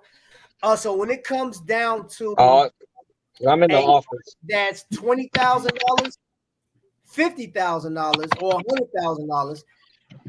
I'm not going to debate if that watch is no different than an Invicta Pro Diver. That's not even the question. We're not even about to get into that. What we're talking about right now is if that's a whole different category. That's that, like we talked about the Jacob & Co. He put his watches together the way he do. You can't argue the fact. So if that man say, I want $20 or $2 million for this watch, or what's the billion dollar watch you got? Is that like a $20 million timepiece with all them diamonds around it? And I don't know what movements in it. I don't care, but I know that watch is expensive. But that's a completely different category. We're talking about collectors, stuff that's obtainable, at least for the people that I see on the screen right now. Yeah. You know what I'm saying? Like, and everybody that's in the chat. Yeah. Now, you cannot really compare. Excuse me. You can't compare watches unless you've had those watches. Okay. So if you do not have a $20 million watch, you can't compare that to a $100 Invicta. Nope, you can't.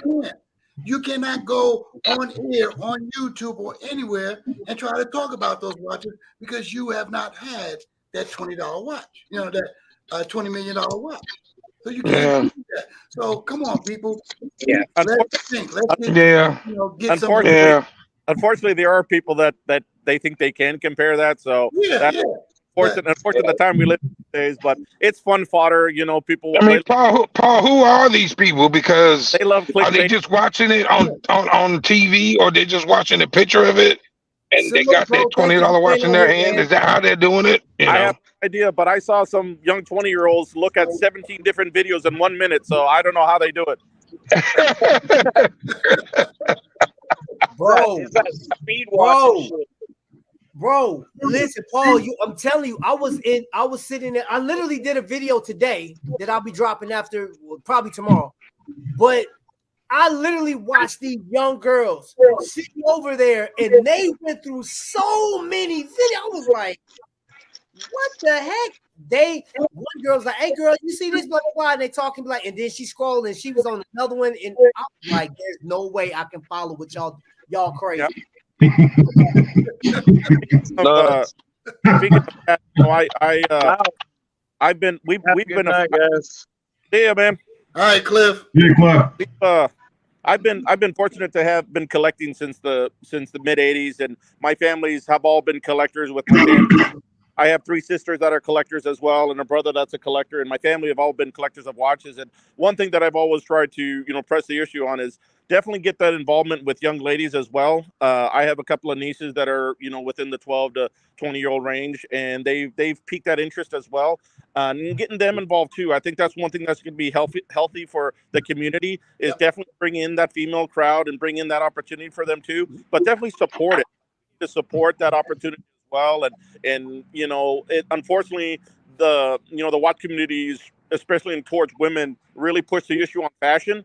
But definitely give that opportunity for them to understand the rhyme and reason behind that quality products that they're buying. Yeah. Really, right. Well said. Yeah.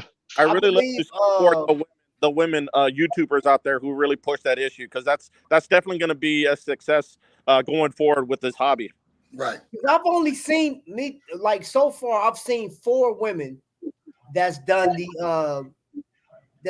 like watch reviews and stuff like that.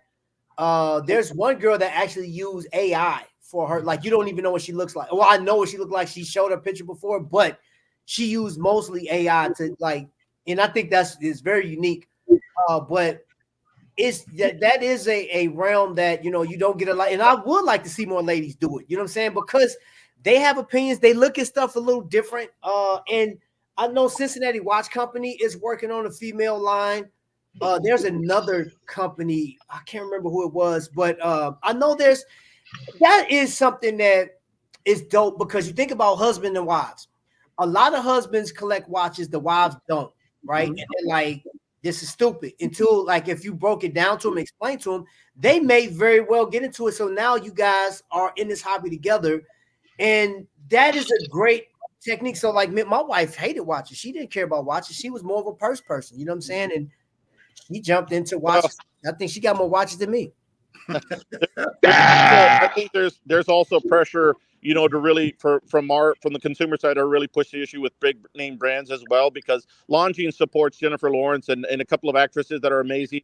I know there's Cartier supports women also on there, but to really push that issue for them to push it, let's get the James Bond into a women's women's watch. Let's develop that kind of thing for them to do that. And I've reached that same conclusion to several different watchmakers and voiced my opinion on that situation. But even on these calls, like all these YouTube discussions and stuff, like bring in if you can, bring in a young lady, bring in a lady to listen to these conversations as well. I think that's just going to grow the experience and grow the health of the hobby. Right. And see, Trap, that is something that you could do. Remember, we talk about, like, instead of doing like the watch battles, you're doing your show and tell. So you can get the women to come on up, do a show. I like that. Yeah. Talk about their watches. Yeah, that would be cool. Why they bought the watch, what they like about the watch, and things of that nature. And then that will get a much more female base to come in and see women talking about these watches, and then allow women to say, oh, well, collecting watches is a hobby that women can do. Most women out there think that collecting watches is something that men will do. Right. So you know what? Talking about it, and you get more women interested.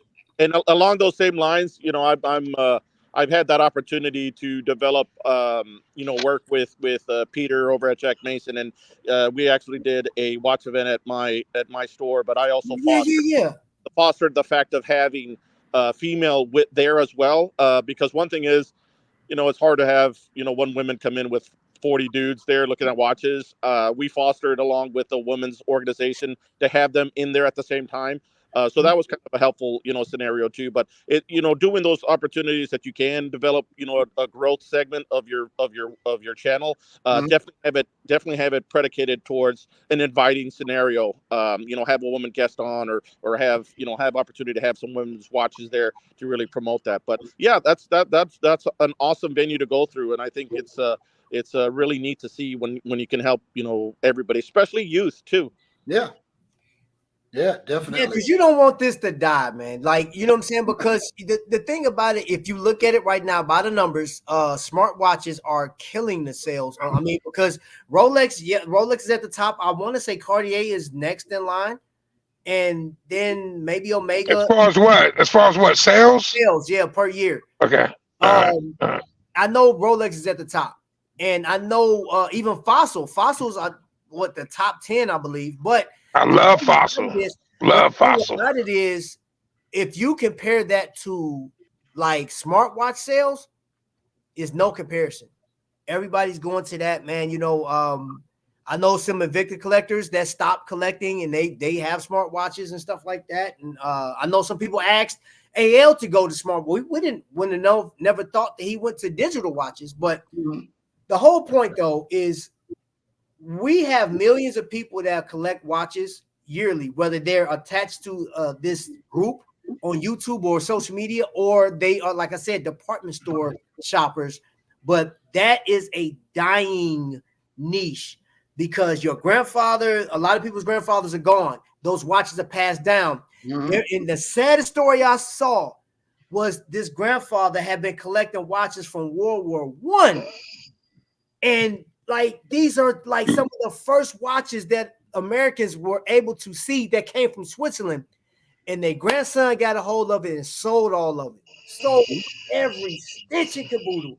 I was like, oh my God, what?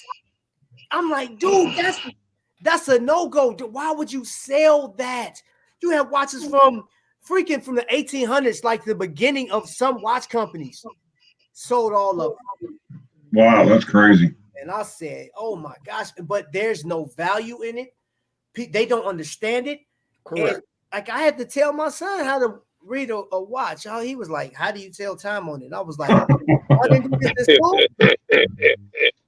What? Hey, Trap. I like that. I like that. We're sitting up there relying on these smartphones and smart watches. That's the education that's going out there in 2024. I mean, we don't even teach geography anymore, so let's not go down that road. But I think the brands are there. The brands are there. I think, Trap, this is an opportunity for all YouTubers out there to really start focusing on that. That opportunity there, because I mean, the beautiful watch by the 36mm 12 that just came out by Christopher Ward. My niece, he already wants to order that. She's looking at that. There's the Cartier's super big on good slender watch, but all these 36 watches that are come out there. You're talking about Yema, that 36mm, 37mm Traveler is out there, which is a gorgeous watch. They're out there. There's products there, but like pushing that narrative out there will open up a new segment. But again, even with youth, that's usually you start buying kids G-Shock watches. But I bought my nephew a Hamilton watch. He turned 12. He got a Hamilton watch. And that he hand wound, he can live with it, and it's a breathing heartbeat for him to wind every morning and stuff. And that's cool. He loves it. He shows it off to all of his friends. Posts it on there. But youth and women's opportunities are out there because the brands are making it. Now we just need to start seeing a lot of that come out there, and you see a lot more people, a lot more female and youth coming out too. I know, Travis, you've seen it out at those watch events. You've seen a lot more women and youth out there too. Yes, I did see that, and it's good, man. Because I actually was talking. I was talking to everybody out there, man, and y'all. And I have to reiterate this: if you have an opportunity to go to a watch event, look up in your local city. And if it's something that's close, I would say even if it's 2 hours away, go to it. Schedule your time accordingly if you can get that time off. Go, just you don't have to buy anything. Just go for all the camaraderie, but the information. There are some amazing watches out there that you like. Townsend watches. I didn't even bro. I didn't know they was in New York. Didn't know they were out of New York. But these watches are very unique. They are pricey. However, the watches are phenomenal, and you will never see anything on the market like that. Right. They have their own design. I mean, literally have their own design language. Beautiful watches. And if you're going to spend a couple grand on watches anyway, this is just for, I don't know what your prices are. Get into that, man. Again, I think I'm going to say this. Heritage over functionality. Heritage actually got all of us, period. I don't care who you are. The history, horology as a whole, the history of watches got us all curious, whether it be military, whether it be your grandparents, whoever. All of us are dive bombing towards the particular watches because you heard about a watch that could stand the test of time. Again, what's one of the things, man? Takes a licking and keep on ticking. That's Timex, right? Yeah, Timex. Yep. So we all have some type of heritage and history, you know what I'm saying? Like Boulevard. It's Boulevard time. I remember watching that during the Honeymooners and didn't know that they sponsored the Honeymooners back in the day. I learned that from K Jewelers. But dude, I would watch those commercials.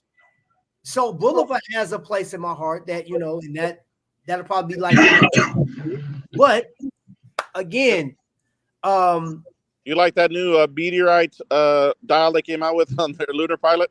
I do. Yes, sir. But that I was saving some of the watches that you were telling me. I'm take a deeper dive because these are watches that I didn't see coming, didn't know they existed, and I want to learn more about them. I just think like Zenea watches. I like Zenea. Yep. You know, that's coming out of Toronto. Yep. Dude, there are some heavy hitting watches out there. For ladies, Michelle watches. Those are nice watches. They got the diamonds. They're not real expensive. 36 millimeters. Some I want to say some are like 32. They're smaller. The ladies that want it, like they got this itty bitty wrist, but yeah, there's watches out there for you. Itty bitty wrists. Itty bitty wrist. Trap. Yes. Those numbers you were saying earlier, is that based on dollars or amount of watches sold? Revenue. Yeah, revenue. Okay. Yep. Yeah, Yep. you're It's spot not on number there. of watches sold. It's money coming in. Right. I mean, at the Yeah. bottom, their revenue is still the majority of that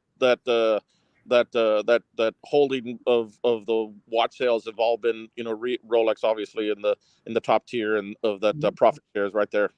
That's right. My bad, Space G. Townsend is it is Baltimore. It is Yep, Baltimore. Maryland. Yep. I'm sorry. I misspoke. So is E. Stolman, which is one of the watches that I'm looking for. They were in Austin there. They use silver in their dials, and gorgeous mother of pearl. And that gentleman's, I believe they call it the Earl. And that gentleman was so nice to me in the products there.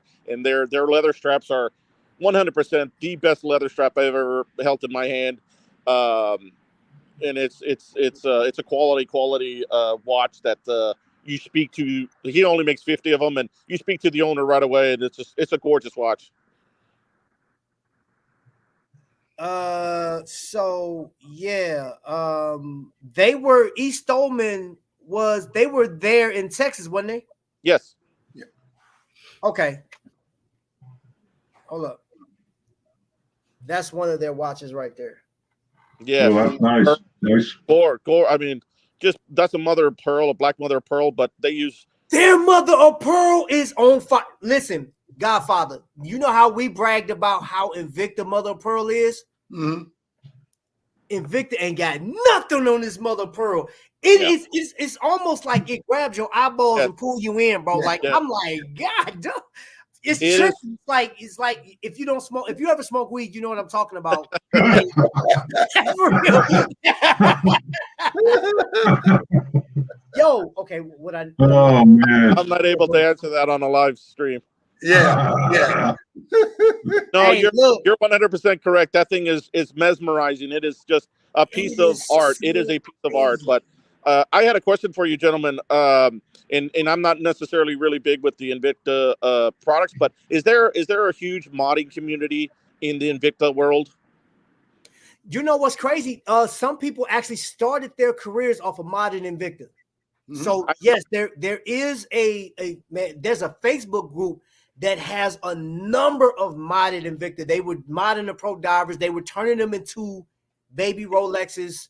I see every Invicta that I've seen, they've always had factory bracelets or factory products on it, and I've never seen anybody necessarily replace any of the stuff. I'm assuming the bracelets are amazing, but I've never necessarily seen any like NATO straps on any product, or I've never really seen a lot of people mod them, you know, specifically. So it's a question that I had.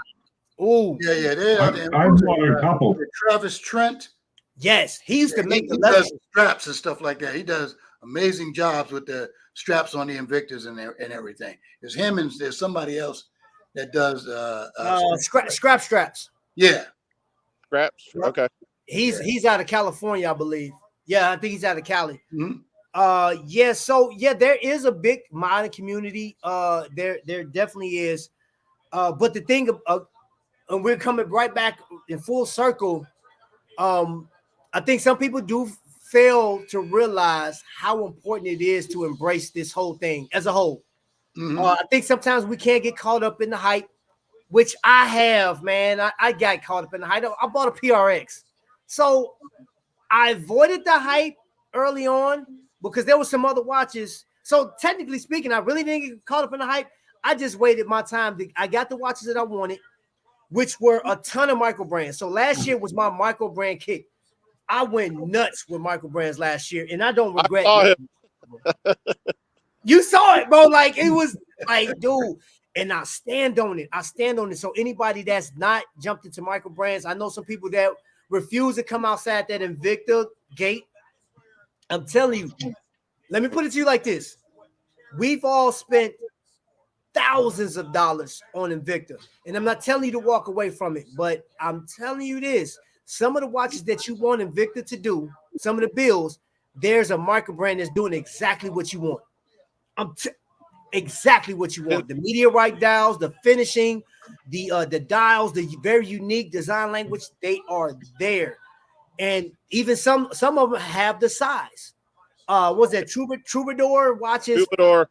I ended up getting one of those beautiful watches at the gentleman that owns that company. I ended up getting one of his ordering his, and it's a gorgeous piece. But one of the questions I had also was, those of the Invicta, people that that's are they necessarily really glycine people as well, or are those two separate entities that people don't necessarily really run? Let me tell you something.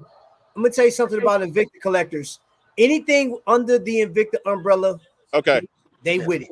So you got Glycine, S. Koifman, Technomarine. So yep. I mean, I've always been a huge fan of Glycine. Is just their Airman is probably one of my favorite watches. It's just it's a glorious watch, and of course, with the feedback of them being picked up by Invicta, watch collectors were looking to see if there's any type of hit on those. But I think the quality is amazing. I think they just left them to their own biddings and let them develop their stuff, similar to what Citizen did with Alpina when Citizen bought Alpina and said, hey, or Frederic Constant bought Alpina and said, look, you guys build your products and we'll leave you alone. We'll throw money at you as long as you're bringing in money in. But I never really necessarily found that a lot of the Invicta guys also were Glycine people, but I guess that's not the story. Got my Alpina. Hey, any of you guys got an opinion on Spinnaker? I've been looking at Spinnaker watches. That beautiful dolphin one is gorgeous. That's the one I was looking at. Yeah, bro, I swear by Spinnaker, bro.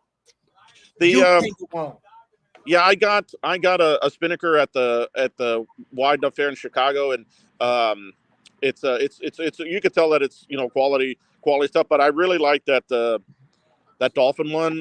One reason why, because a lot of the money goes to a particular foundation. Yeah, I read that. I read that. I like. So here's another one, Joe. Yeah, that's nice. awesome. Yeah. On your dial, bro. Yeah, that Cali nice. dial is gorgeous. That's nice. Yep. Yeah, they're I don't necessarily even consider them a micro brand anymore. They're pretty much a full-fledged independent. Man, they big, bro. Well, I'm not saying they're micro brand, but I just like the way they look, Yeah. That dolphin one, I would say 100% go get it, because that is a cool piece, and it's a conversation starter, and it's definitely somebody that you're not going to see anybody, wear that around. So those are all key points to when I really like to buy something. Obviously, the aesthetic, the dial, what it looks like. Right. Oh, there you go, my Jack Mason buddies. Yeah. That's part of your fault too. That's part of your fault too. I think what they're doing with their products, and you'll see some more products that are coming out that are just amazing, and I mean that's a really cool thing. I am from Texas, so I do got to represent a lot of the Texas brands out there and try to do as much as I can. That is a Dallas-based company, and their quality stuff, and those gentlemen are honest. I mean, I heard your review on what you did, what they did with their quality control and how they took care of you. I mean, those guys are 100% genuine, honest, great people, and the quality that you get from their watches is second to none. Man, you know what? And I love, because they stayed in touch with me. They didn't drop the ball at any point. And you know what? It's a great experience, and for those that, if you ask me, would I buy another Jack Mason, I would. The quality of this Jack Mason is there. It's there at some point. It's a great watch. But again, I have watches like that Zelos. That's another watch. It's amazing. Punching at $500. That's amazing watch, man. It's lightweight, and it's crazy for me because I do wear like my Invicta pieces, which are heavy, and then I put one of these on. It's like I forget I have a watch on. Like, did I put a watch? Especially like because this swallowed like this sweater swallows up my wrist, and I'm like, oh crap, I got a watch on. All right, you know what I'm saying? But I'm really loving this, man. And again, Paul, you said a lot of good stuff about me, man. I have to give it right back to you. There was people like you, and there was a couple other guys that I met in Texas, man. When we went to this after party thing and had drinks and food and just talking, the camaraderie, the information, Seahome is another company that I'm telling you, the prices, I'm gonna put it like this. I'm not gonna say take price off the table, but I'm gonna say once you learn what you're getting and you like it, that price really don't mean nothing because you're gonna do what it's gonna take to get the watch. Right. That's at the end of the day. I mean, it's subjective if you think heritage is more important. I mean, because there's no right or wrong answer to it. And I didn't start this channel this episode to say what's better. It's subjective. I feel like, that heritage led me into wanting to find a watch that fits my lifestyle. Right. So, And one thing that you really come across as far as enjoying what you have. One thing that I do want to take out of this live stream also is that everybody in the chat, please understand that we may have large collections or several watches that we carry, but even if you have one watch, enjoy what you have. Like this is a Exactly. This is not 100%. Let's go grab it and let's go get it. Everybody has their own opportunity, but I think when going into those places and definitely looking at these live streams, that there's definitely some anxiety when people go to those shops and see it. Like, hey, I'm not up to their standards, but you totally are. Like you totally are. Rock what you got. Rock that Fossil. Like enjoy what you have. Enjoy your flex. Enjoy what you like. There's nothing there, but. Like sometimes these conversations get out, of control a little bit. Like, hey, I got 30 watches. I guess I got all these watches, but it's not necessarily about quantity. It's definitely about what you have and what you love. But enjoy, like, please enjoy it. Go out there, like you picked that watch for a reason, and you should be 100% happy with it. And like ending every opportunity you have with a conversation is, hey, do you love it, man? I love that watch, and I like you too. So let's foster that as far as the community goes in watch collecting, because fortunately. There are people out there that put you in a status. You have to be, luxury watchman. Do not talk about it or whatever. But I think really preaching that out there to people and understanding that enjoy what you have and like you. There is no status here. Like we love watching. We like talking about it. And if you have to collect one every 5 years, go do it, man. Enjoy what you got. It doesn't matter, like you said, buy what you love what you buy, and whether you have one watch or 1,000 watches, whether you have from one watch company or 1,000 watch companies, long as you love what you have, nobody's going to be passing judgment on anybody that passes judgment on you for what you have and what you wear. In my opinion, is not worth your time. Exactly. That's one why I love listening to Trap's live, because he always 100% makes sure that he pushes that out there. And I'm not saying all YouTubers do that, because there are some that do and don't. But to come to this live event when you thank you for having me on here. But that was one thing that I really wanted to tell everybody in this chat, is that you were 100% honest with those opportunities, and that needs to be said. Like, yes, enjoy what you have, and you're one of the only people that actually does it. Yeah. Thank you. Have to. Hey, man, I always get a kick out of people, man. I appreciate all y'all, man. Like this journey is one of the best. This is an escape from like the foolishness that goes on in the world, man. But then this is an example that we all come from different walks. We're different ages. We have different occupations, you know what I'm saying? And none of that matters, because that watch on your wrist got my attention enough to learn who you are, and now here we are. You know what I'm saying? Like, I met Paul in Chicago, and followed him on, you know what I'm saying, like all over the place. And you know what I'm saying? And he has a matter of fact, Paul, I would love for you to send me the link to your store because you do online sales, right? Yeah. I would love for you to do that because he support military and stuff like that. So in future videos, I'm going to put a link to your store in the bottom of my descriptions on every video because that's important. Not only are we buying watches, he has apparel. He's out of Texas. And when he talked about the whole veteran thing, like what he does with veterans, man, like he obviously supports the watch community. So like I do, you know, like while we're spending our money on watches and stuff, I want you guys to consider he has a store and he's supporting his community. So how was that event? You know, when you were talking them out? Yeah, it was great, and we're gonna probably do another project that we want to work inside and have some venues using my facility. But it's great to support as much as you can, regardless of what you can. And in any watch community that does that too, if you're familiar with any watch community that does conservation or does any of that stuff too, I think that's awesome because that platform's out there. And we have I've employed several veterans that work for me, and it's a caring need, but it's also something that we'd love to give back. And anytime that you have any watch companies that do like to do that too, that's awesome. Okay, yeah. I definitely. So I believe if you follow me on Instagram, just send me your store information, and I would definitely get that queued up, man. Because I think that's important. We want to keep this community like not just together, but like we want to grow it out.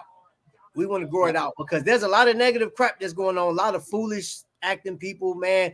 And we got a lot of like minds on this stage right now, especially this dude with this Invicta bib on this. Hey,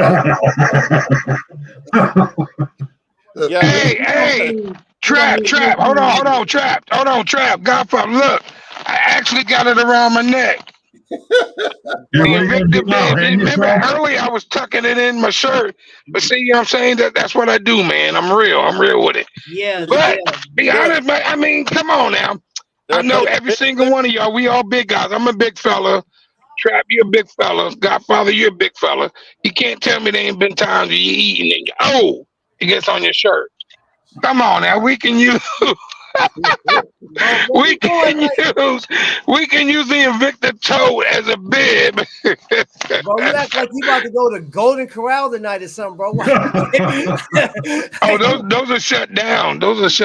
I ain't going to Golden Corral. I'm just I'm just adding to the fun. I'm just adding to the fun of the show, man. That's all. That's all.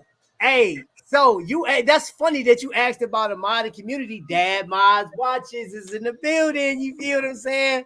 Yeah, what's going on? Why? That's it. Hey, man, that is crazy that you popped up. That is so. Oh man. So yeah, man. I think you know what I'm saying. We're gonna call it a night. We've been on here for 2 hours. Which that 2 hours went by so quick, bro. That's crazy. It always does, man. It always does. Man, Trap. I appreciate everybody that came. Hold on, Trap. Joe wants to say something. Oh, what's up, Joe? Earlier you were talking about Boss Talk watches. Yes, sir. This one slapped me, so I had to get it. Okay. I know it was a little more money than I'd like to spend, but I'll tell you, I love this piece. It's all relative, bro. What difference? You know what? Let me tell you this. But Trap, that's the same one I got, Trap. That's the same one I got. No, this is a different one. That's a different one? Let me look. Oh, okay. It looks similar, though. Let me take my sunglasses off. Let's say you spent $800 on the watch. Okay, I see it. And I see that watch, and I'm like, I don't want to spend $800 on that one.